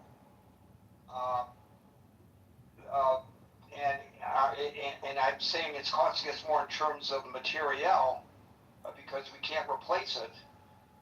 How do you expect the president is going to affect what you just predicted that he will in the future if he doesn't have the weaponry to do it? Well, see, as I was saying about Russia and the Ukrainians, we might end up buying drone attackers from Ukraine and flooding Iran with low-cost drone attacks. We are at that level where we have to start coming up with creative, financially, solvent and reliable solutions. That could be mass drone attacks. I'm just saying that if we wanted to end the war now, we could save a lot of money by detonating thermonuclear warheads in the major cities of Iran. More about that. We're not going to talk about using nuclear weapons in this war. That's insanity. Steve, followed by Tiger. Yeah, Gary. Here's a question I'd like everyone to think about. Let's say that we pull out of it. And let's say we just leave Iran to their own devices. And let's go further and say Iran, since there's no pressure on them, constitutes their nuclear program, develops better ballistic missiles, and decides to detonate a few of those across the Middle East. Now, we know just from the limited amount of traffic that's been stalled through the Hormuz, the economic impact. Now, given that, and given the potential for nuclear strikes on more than one country in the Middle East, what do you suppose the economic impact on the world economy would be? Well, that's an excellent argument, but that's not the discussion at hand. The discussion at hand is specifically the reporting by the Washington Post and previously by others that we're weeks away from running out of money to prosecute or persecute this war, depending on what perspective. And you know why we are, don't you? You know why we're in this position. Just like in Fallujah. Instead of war is a messy proposition. And we had problems in Fallujah in Iraq. What did we do? We done the stupidest thing possible tactically from a military point of view. We sent Marines in door to door, kicking down doors to try and root out some terrorists that had got some of our contractors. Now, it's the same thing in this.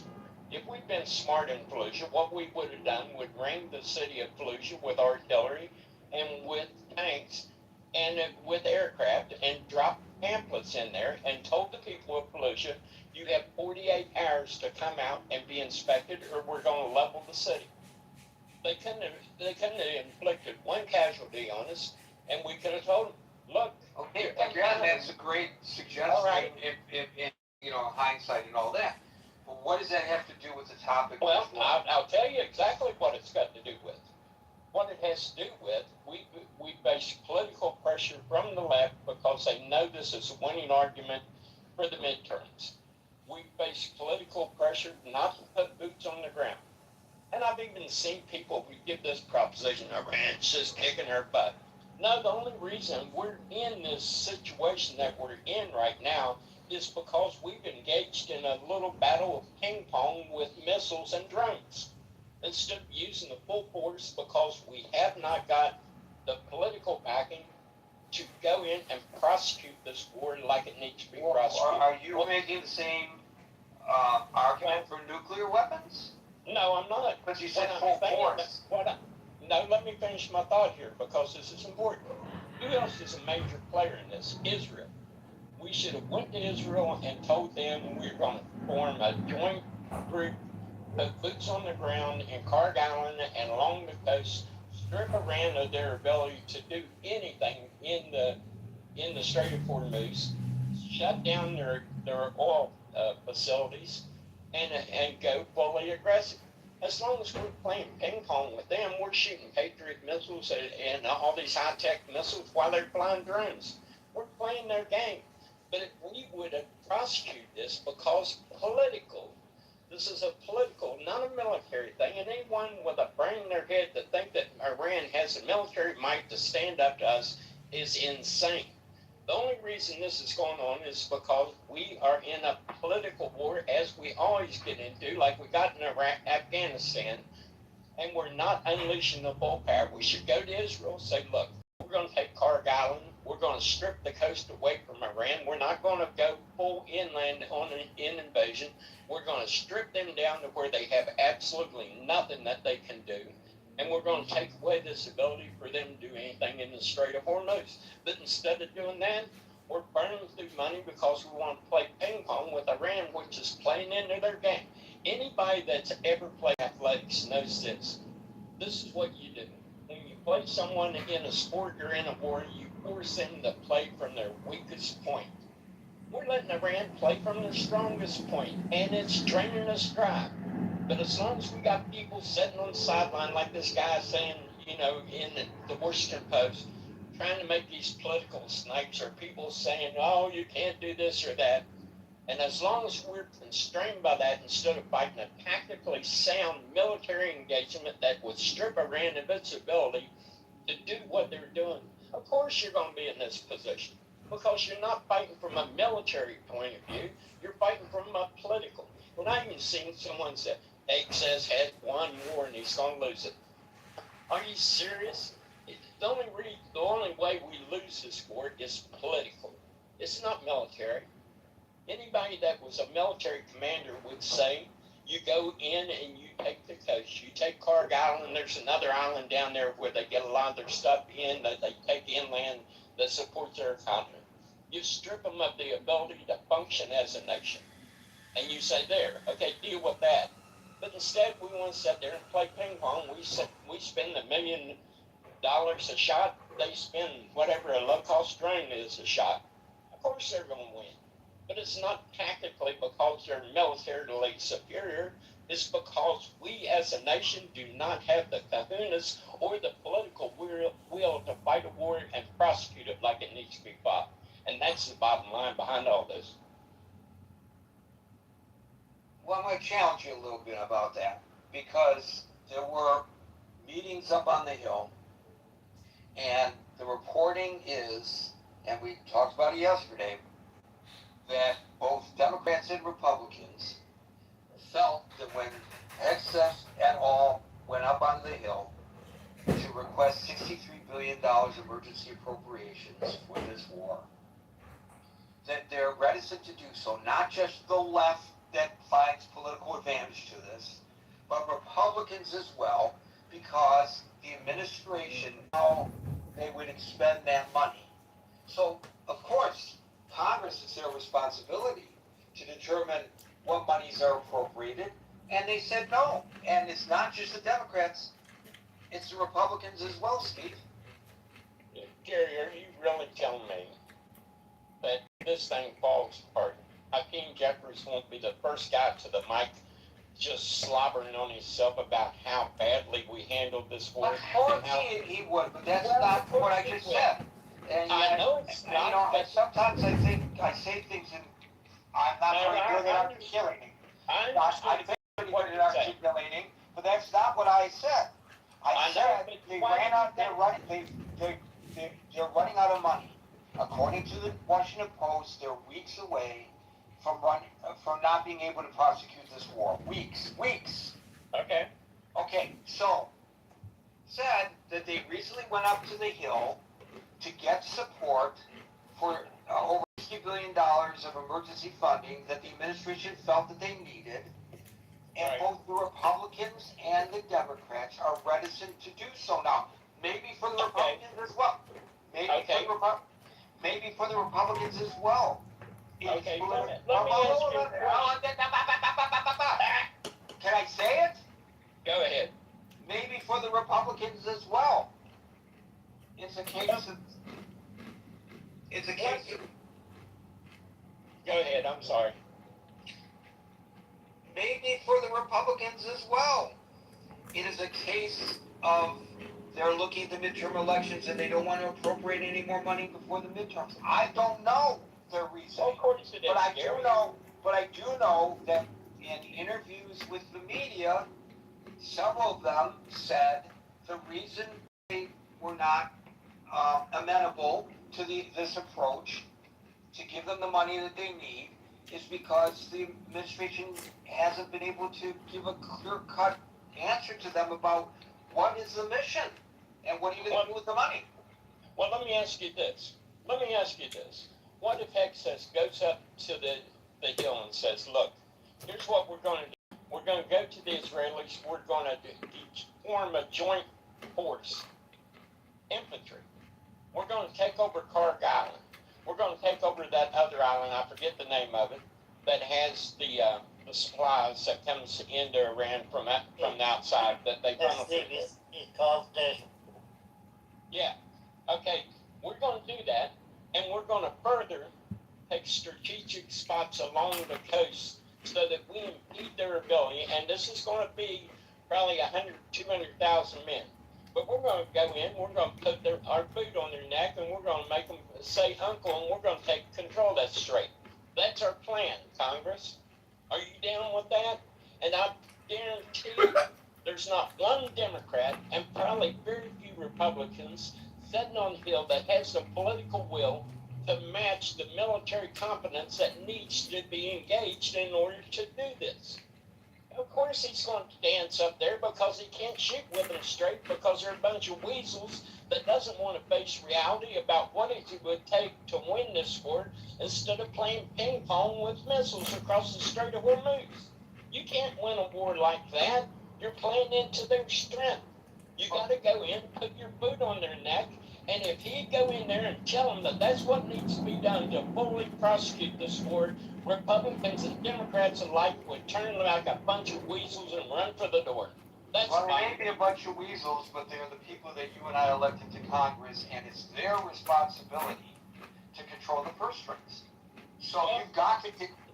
So you've got, if you want to. Gary, it's their responsibility to be asked. Okay, let's say we do nothing and we allow Iran to reconstitute their nuclear weapons, and that area of the world that is so important to world economy, they set off a couple of nuclear weapons in the Middle East and it turns into chaos, and then the world economy collapses. Are you ready for that? And they would not have a thing to say. They weasel their way out. That's the reality of what we're dealing with. Reality of what they're unwilling to face, and that's the reality of why we're sitting here playing ping pong across the Strait of Hormuz instead of facing the military situation the way it needs to be faced and prosecuted the way it needs to be prosecuted. And until we do that, just like in Vietnam, we'll have someone like Jane Fonda in North Vietnam when our bombing campaign was actually taking an effect on them, standing there crying about how bad the United States is. Let me tell you, war is bad. You got to tactically think it through, and you got to prosecute it tactically in a way that's advantageous to us. And if you sit there and play another guy's game, of course you're going to lose. That doesn't mean you're weak militarily. What it means is you're weak politically, and you're weak as a nation to face what needs to be done. I guess Bottom not. line, and that's why we're in all these situations we get into. So why do you reckon that? Why do you reckon that the president didn't take Steve's advice? I'm not saying it sarcastically, because presumably the military experts at the Pentagon would have said, "This is what we have to do, Mr. President." Why do you reckon he didn't do that in the beginning? Well, because, Gary, he knows that he's facing a midterm. He knows he's got the political left nipping at his heels. He knows people like in our own chat that every time something goes halfway wrong, will sit there and blow it out of proportion to something that tactically is not what it is. He knows he's got a group of Republicans that don't have the spine to see this thing through like it needs to be done. War is an ugly thing. You got to prosecute it like you're mean to win it. You can't play around with it. You can't play ping pong and think you're going to win these kind of things. And So you suggesting the president Salute! went in with a losing strategy nonetheless? Well, he went in and he thought he could play that game of ping pong. He thought he could decapitate the leadership and he could get out and wouldn't have to face the song and dance. But guess what? The Iranians were resilient. And now the reality of militarily what should have been done in the beginning is staring him in the face, and he has to go in front of a Congress that doesn't have the will or the political kahunas to say, hey, look, this problem needs to be solved. If it's not, in 20 years, the whole Middle East economy could collapse and could take the world economy with it too. And we run and hide from it, and we wonder why we elect these people. That's it. That's all I can say about it, because this company's fired up. So you're suggesting that we are in this mess or quagmire, whatever terminology you want to use, because the President of the United States, the Commander-in-Chief, miscalculated. Not because of Congress. Because remember... I'm saying he probably thought that he might be able to get away with this. But he probably was told by his generals, look, if Plan A don't work, you might have to go to Plan B. And Plan B is not the plan that is palatable to the congressman, and it's not even palatable to the citizens of this country, that if you believe this is a justifiable war, that you can't even absorb $4 a gallon gas. I don't like to pay it, but if I thought that paying $4 a gallon for gas right now would save the Middle East from going into a death spiral and take the world economy with it, and my kids 20 years later wouldn't have to face it, yeah, I'd be willing to pay that $4 now to get them out of the mess that may occur in 20 years. This is insanity at its highest level. So, if I recall, correct me if I'm wrong, there was a great deal of frustration in Congress that the president started prosecuting this, claiming that he could do so without their approval for 60 days under the law, without seeking the advice and consent of Congress. So he unilaterally went in there and tried a strategy that failed. And now you want to blame Congress because that strategy failed? He's the one who extended, he's the one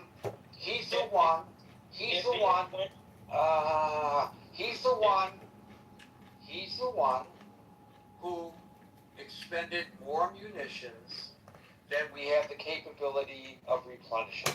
That was Donald Trump, the Commander-in-Chief. Well, why did he do it, Gary? I just explained to you why he done it. It's not hard to follow. It's not hard to follow. If you're expending munitions at the rate we are playing ping pong across the Strait of Hormuz instead of tactically addressing this war, sure you're going to run out of buzz. They're flying cheap drones. We're shooting million-dollar missiles. That doesn't take a mathematician to figure that out. And the reason we engage in this is because of poor tactical assessment of what was going on. And in the beginning, when he decided to do this, if he had went to Congress and told them what he was going to do, with Congress' full knowledge of the potential of what Iran could do to the Middle East and vis-a-vis the world economy, they would have said no. So that's where we're at. Well, that may be, but he didn't, in his mind, need to go to Congress, and he didn't go to Congress, and he followed the path that he followed, and he failed. So we are where we are. What technically in the whole analysis that I've just laid out to you is incorrect.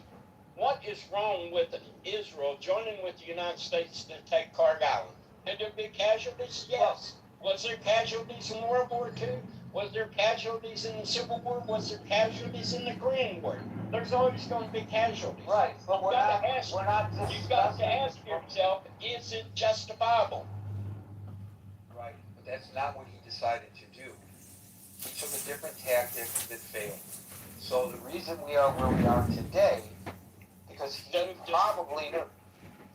probably knew, as you know, that there are a bunch of weasels, to use your terminology, in Congress, and he could never get the money that he needed.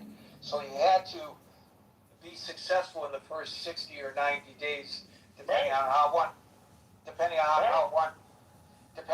one interprets that authorization that the president could do so unilaterally, and he miscalculated. So he miscalculated what the Iranian people would do, but he calculated into this the political will of the Congress to address the situation in the Middle East. Now, hey, if we pull out there tomorrow, we're going to have everyone saying, well, Pete Hegseth doesn't know how to run a war and Donald Trump is incompetent, blah, blah, blah, which totally misses the point of how we prosecuted this war and why. But we will also be left with this inevitable question that if we do, and no president has been able to address this problem with Iran and the instability it's going to inject into the Middle East and inevitably into the world economy, and we're sitting there with our hands over our eyes going, la, la, la, la, la, la, la, like this problem doesn't exist. Get a freaking grip, people, get a grip. But your argument keeps obfuscating the question, and I'm gonna move on to the next person, because I'm not arguing what the proper tactics would be. If I'm your son and you give me an allowance and I go spend that money on, waste that money, I could have invested it, I could have used it, to buy transportation, to have a job, whatever. But instead I wasted it on booze, or I wasted it on girls, or I wasted it on drugs, or whatever I wasted it on. And I come back to you and I say, and I know when I come back that you're going to be my weasel dad, and you're not going to give me any more money. Is that your fault or my fault? I'm the one who miscalculated how to manage the money that I was given. You totally ignored the ping pong analogy I give you and why we're in this situation to begin with. We're burning but we're in this situation to begin with because we'll not address it properly. Right, but you will not acknowledge, and I don't know why not, the buck stops at 1600 Pennsylvania Avenue. This was a strategy of the President of the United States. Not a strategy of Congress. Congress wasn't even consulted. Well, Gary, the funding stops at Congress, doesn't it? The president can only engage in the funds that he gives you. How can you drive a Ferrari when you can't get the loan? You don't think he had the funds to do take those two islands? Well, I don't know. I think it would have probably there had been so many variables in there that you could have very well had to went back and went to Congress for more funding. Those are variables that you got to know the answer to. And if you're dealing with a group of people that doesn't have the political will to solve a problem tactically in the way that it needs to be addressed militarily, then you're fighting with two hands tied behind your back. Do you think if the president had sent troops on the ground, a joint operation with Israel, as you say, into those two islands, and then determined that they need more money to continue to prosecute that, then Congress would say, no, let those service members just hang out to dry out there? Or do you think that they would come up with the money? Well, Gary, I can only hear the chatter right now. It's ringing through my head. That's all I got to say. This is political will. This is tactics, tactical military tactics being addressed in the proper way, and the will to prosecute an enemy. Once you've seen that decapitation doesn't work in the way we have the military might, we have the ability to do it. We lack the political and civil will to prosecute a problem that eventually is going to blow up in everyone's face. And when it does, I may not be here, but when it does, I don't want to hear anyone cry about it because everyone knew it was here. And they turned their back and went, la, la, la, la, la. That's it. I don't know whether people are turning their back or quite a lot. Oh, Gary, can I be next? What's that, Ellen? I said, can I be next after you two finish? Yeah. Go ahead, Ellen. Are you guys done? Yeah, go ahead. I'm done, Alan. I'm sorry I took so long. No, Steve. You said most of the thing. It was in my heart for a long, long time. Both of you are right. Gary is right in one area and you are right in another area. The only thing we're missing in here is they have element inside our government. They have element all over the place, and we don't have shit over there. They can help us. And these people, you think they didn't know it's going to get to this place? These mullah, they didn't know it's going to get to this point. They didn't know the Congress is going to fight the president. President is going to fight the Congress. And then the peoples, as soon as they get pinched in the pocket a little bit, they're gonna go wacko, and they are over there. Not a single Iranian can get up and say why my rent from 5 million jumped to 5 billion. They don't have that ability, but we do have. We extreme, we do. This is the part I don't understand. I'm probably never going to understand until I die. This war shouldn't be in this point. This war should be done. The first 12 days of attack cut these mullahs, these murder, hands down. And all of a sudden, President Trump says, ceasefire. So, Freudian slip because of this. that doesn't make sense to me. Passover. You go in full power, you go and get in, and you're almost done, and you had 80 million people behind you. This is the part I don't understand. 80 million people. They were screaming to get rid of this regime. They were willing to help you. That's what they did to Mossad. Mossad lived in Tehran for many, many years. By themselves? No, with the help of people.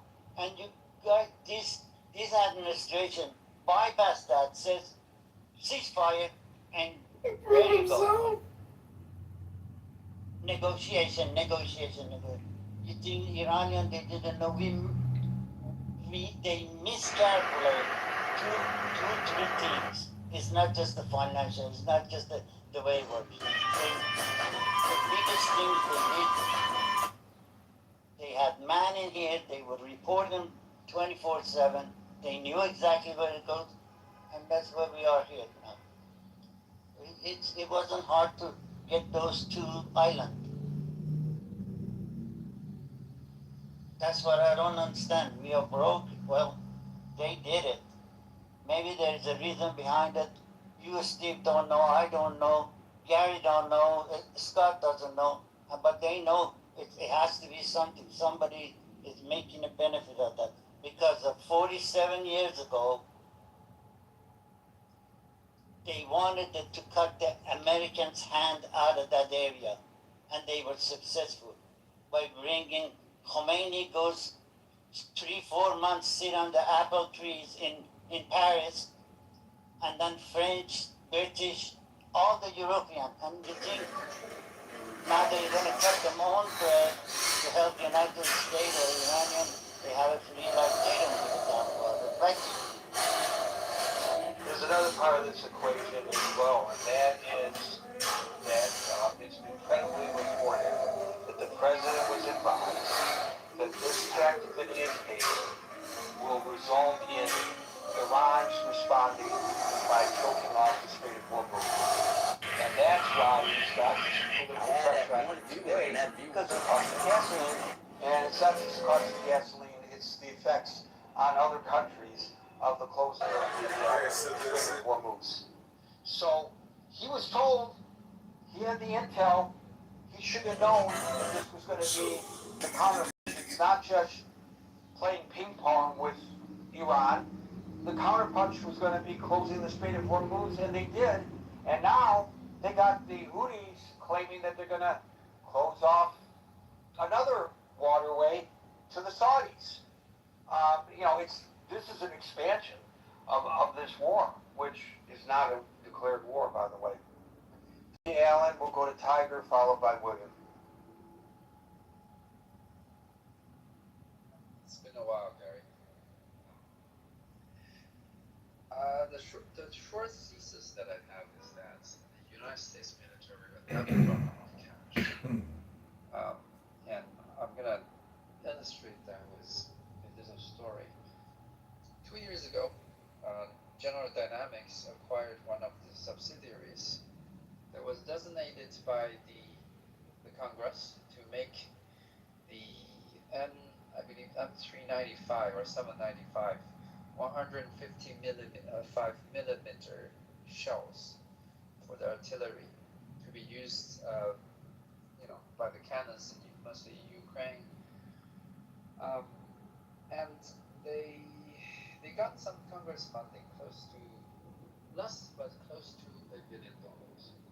And the problem of those shells from about 10,000 rounds per month to 300,000 a month in 2 years. They took this money and they did a report. They say there are some existing outdated production lines of the old M107 shells that is also 155 millimeter. And they purchased 3 of those production lines and claim that they can revamp the production lines and ramp up the production to meet the Department of Defense, Department of War requirements. And 2 years after that, they report that the shells they have produced do not meet the quality standards that is required for the type of projectile. They have not produced one shell. They have produced some shells. No, they have not produced a single shell. They haven't produced a single shell as required under the contract. They've not produced a single shell as required under the contract. It's worse than what you were suggesting. As required. So you know about this story, Gary. So maybe you can tell the story. Well, we did. We discussed it yesterday, so yeah, I'm aware. Okay. Well, the short message is that they are now asking $1 billion more of those, Congress funding. Even that General Dynamics also pledged $200 million of their own money, which they claim has already been put into the production lines. And it looks like Congress is going to fund it again. And all that money being thrown into these production lines for military hardware, if you think about it, they do 2 things. The first thing is that they line up the targets of such a power. But they also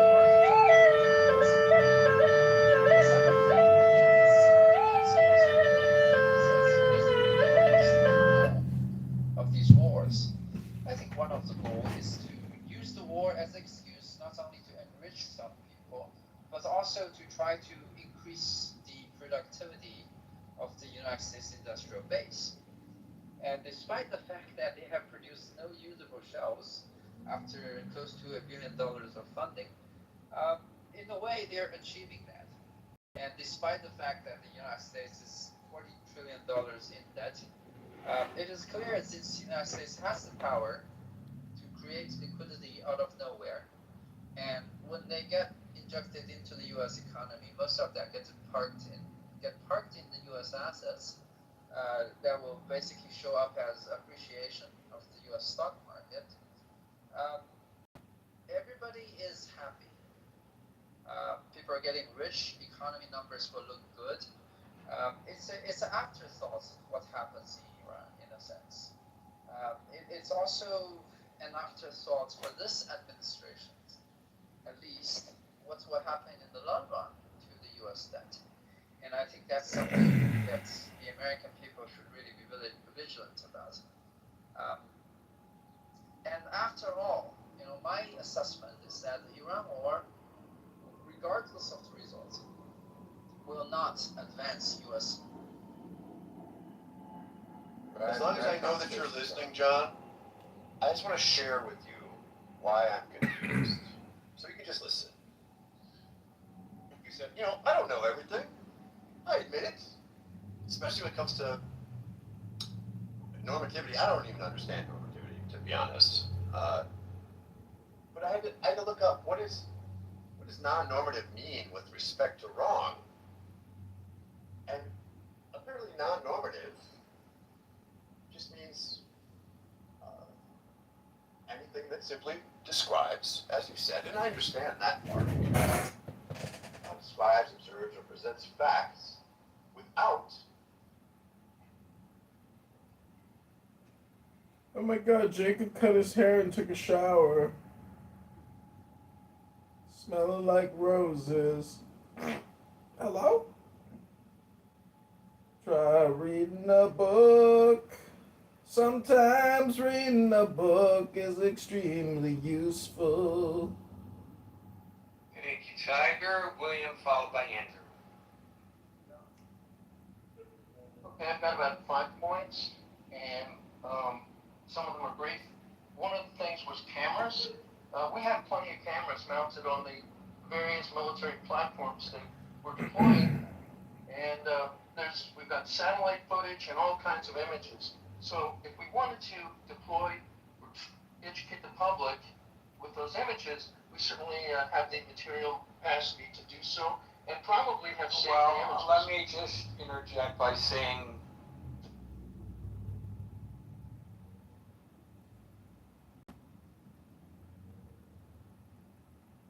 Next, the following text is between the points of the pentagram, starting at upper right. The words below are arced in a circle.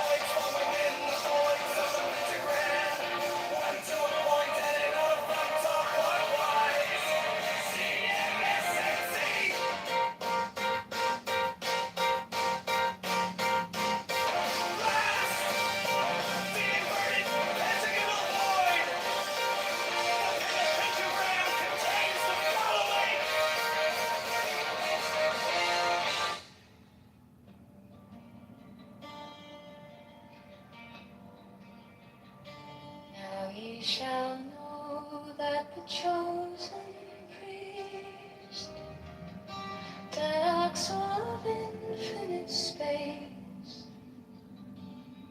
is the prince, priest, the beast,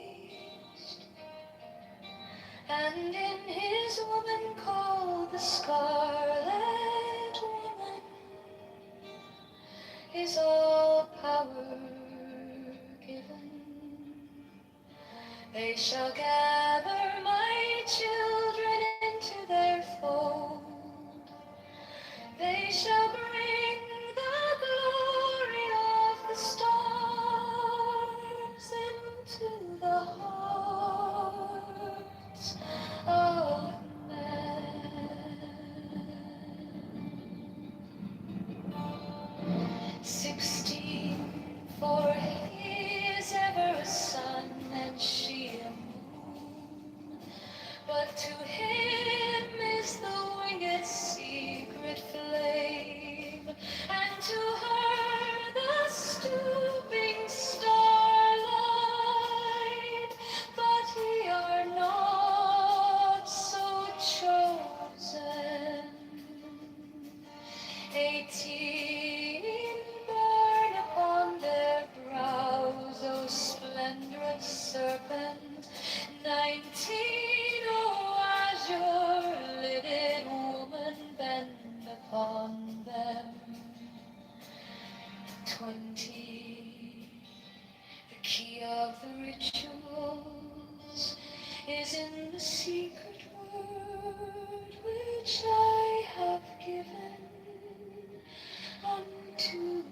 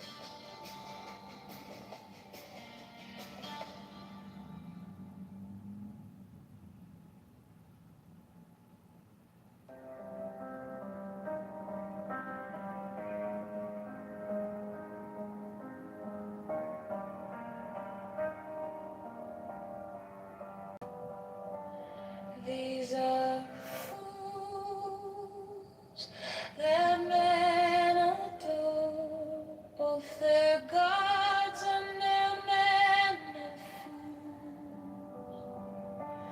fools. 12 come forth, O children, under the stars, and take your fill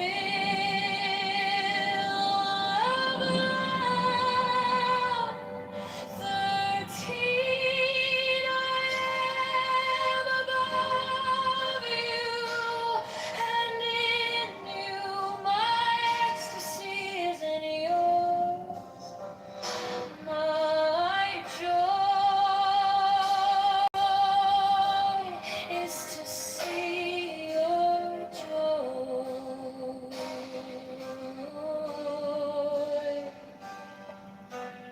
14 above, the gemmed azure is the naked splendor of the wind.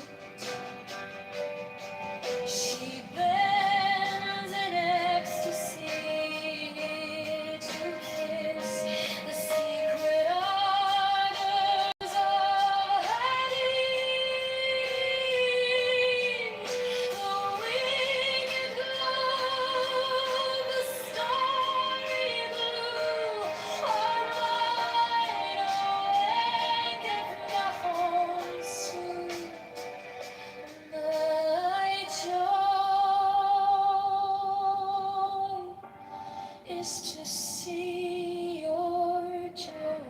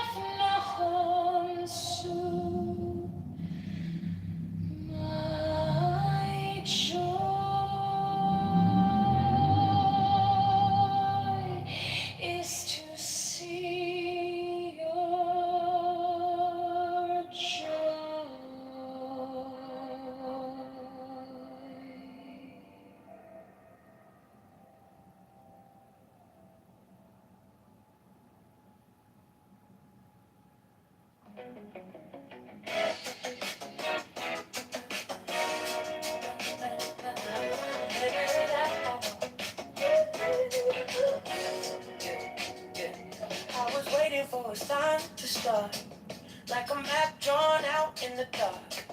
Now the city's calling out my name to choose a brand new path. Yeah, yeah. Tired of watching from the side while the streets and dreams collide. So I take one step with my vote. Time to change this heavy load. Maybe we don't need to know it all. Maybe we just need to vote, so we keep moving anyway. Chicago to the brighter day. Go to Chicago, may a vote for calm. Let your voice lead the way. Every choice rewires me. Every vote unlocks a key. We want tax reform today. Vote John Kitover, pave the way. Doubt's still riding in our heads, but it won't get the final say. We can rise and stand as one. Go Chicago starting today. We don't need a perfect line, just a reason, just a sign. Every inch we claim is ours. Every step can raise the bar.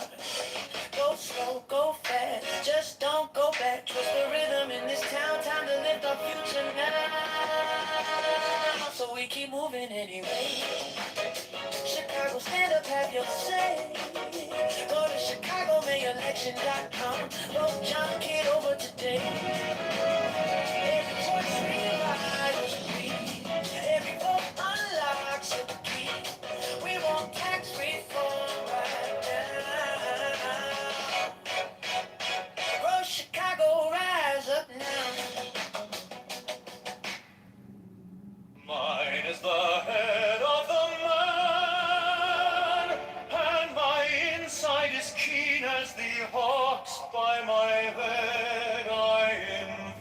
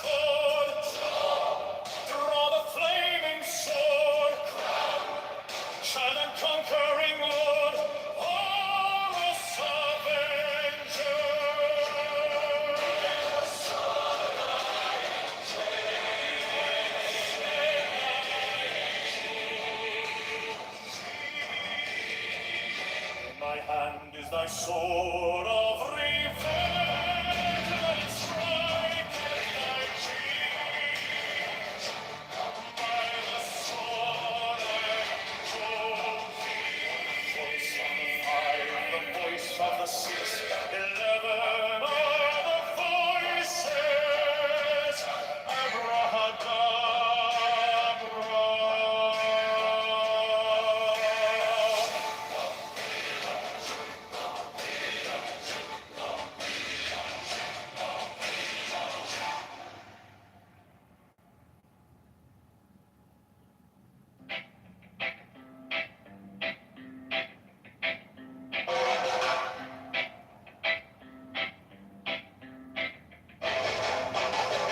Mine is the head of the man, and my insight is keen as the hawk's by my head I invoked it.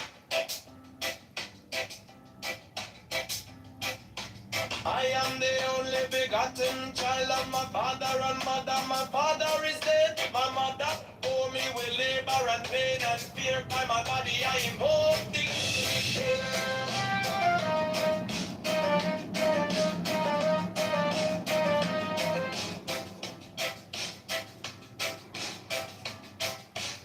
About me shine, the diamonds are radiant, white and pure. By their brightness I invoke it. Mine is the red triangle reverse, the sign given of none. Save it be of thee, O Lord. By the Lamb and I invoke thee.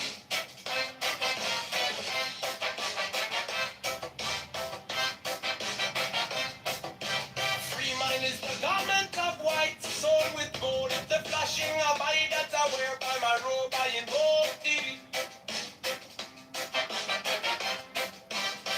Mine is the sign of a puppet and typhon. By the sign I invoke it.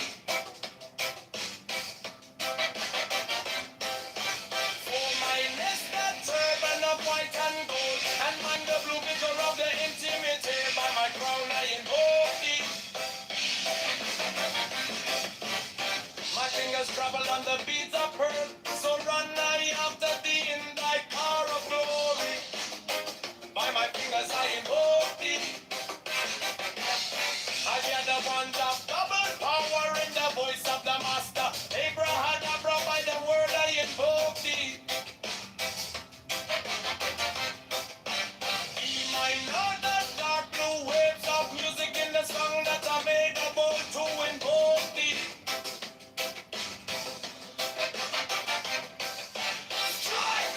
Strike a master chord. Draw the flaming sword. Child and conquering Lord.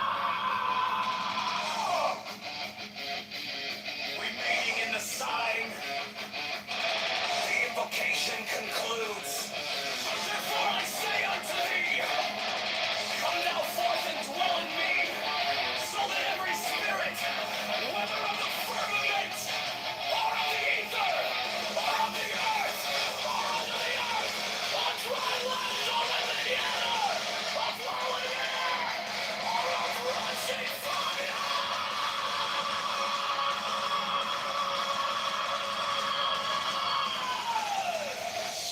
and every spell and scourge of God, the vast one might be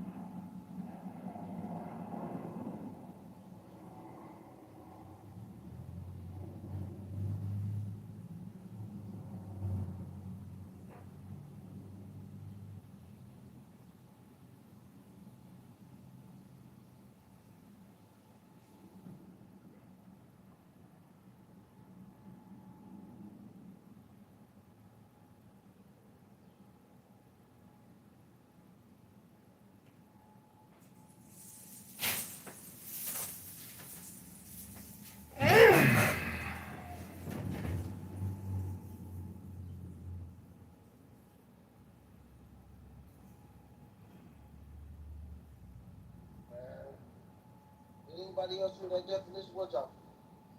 I want to ask him to actually define it. Like, straight to it, like, listen, this here is definition, but based on what he was saying, I wanted to know. But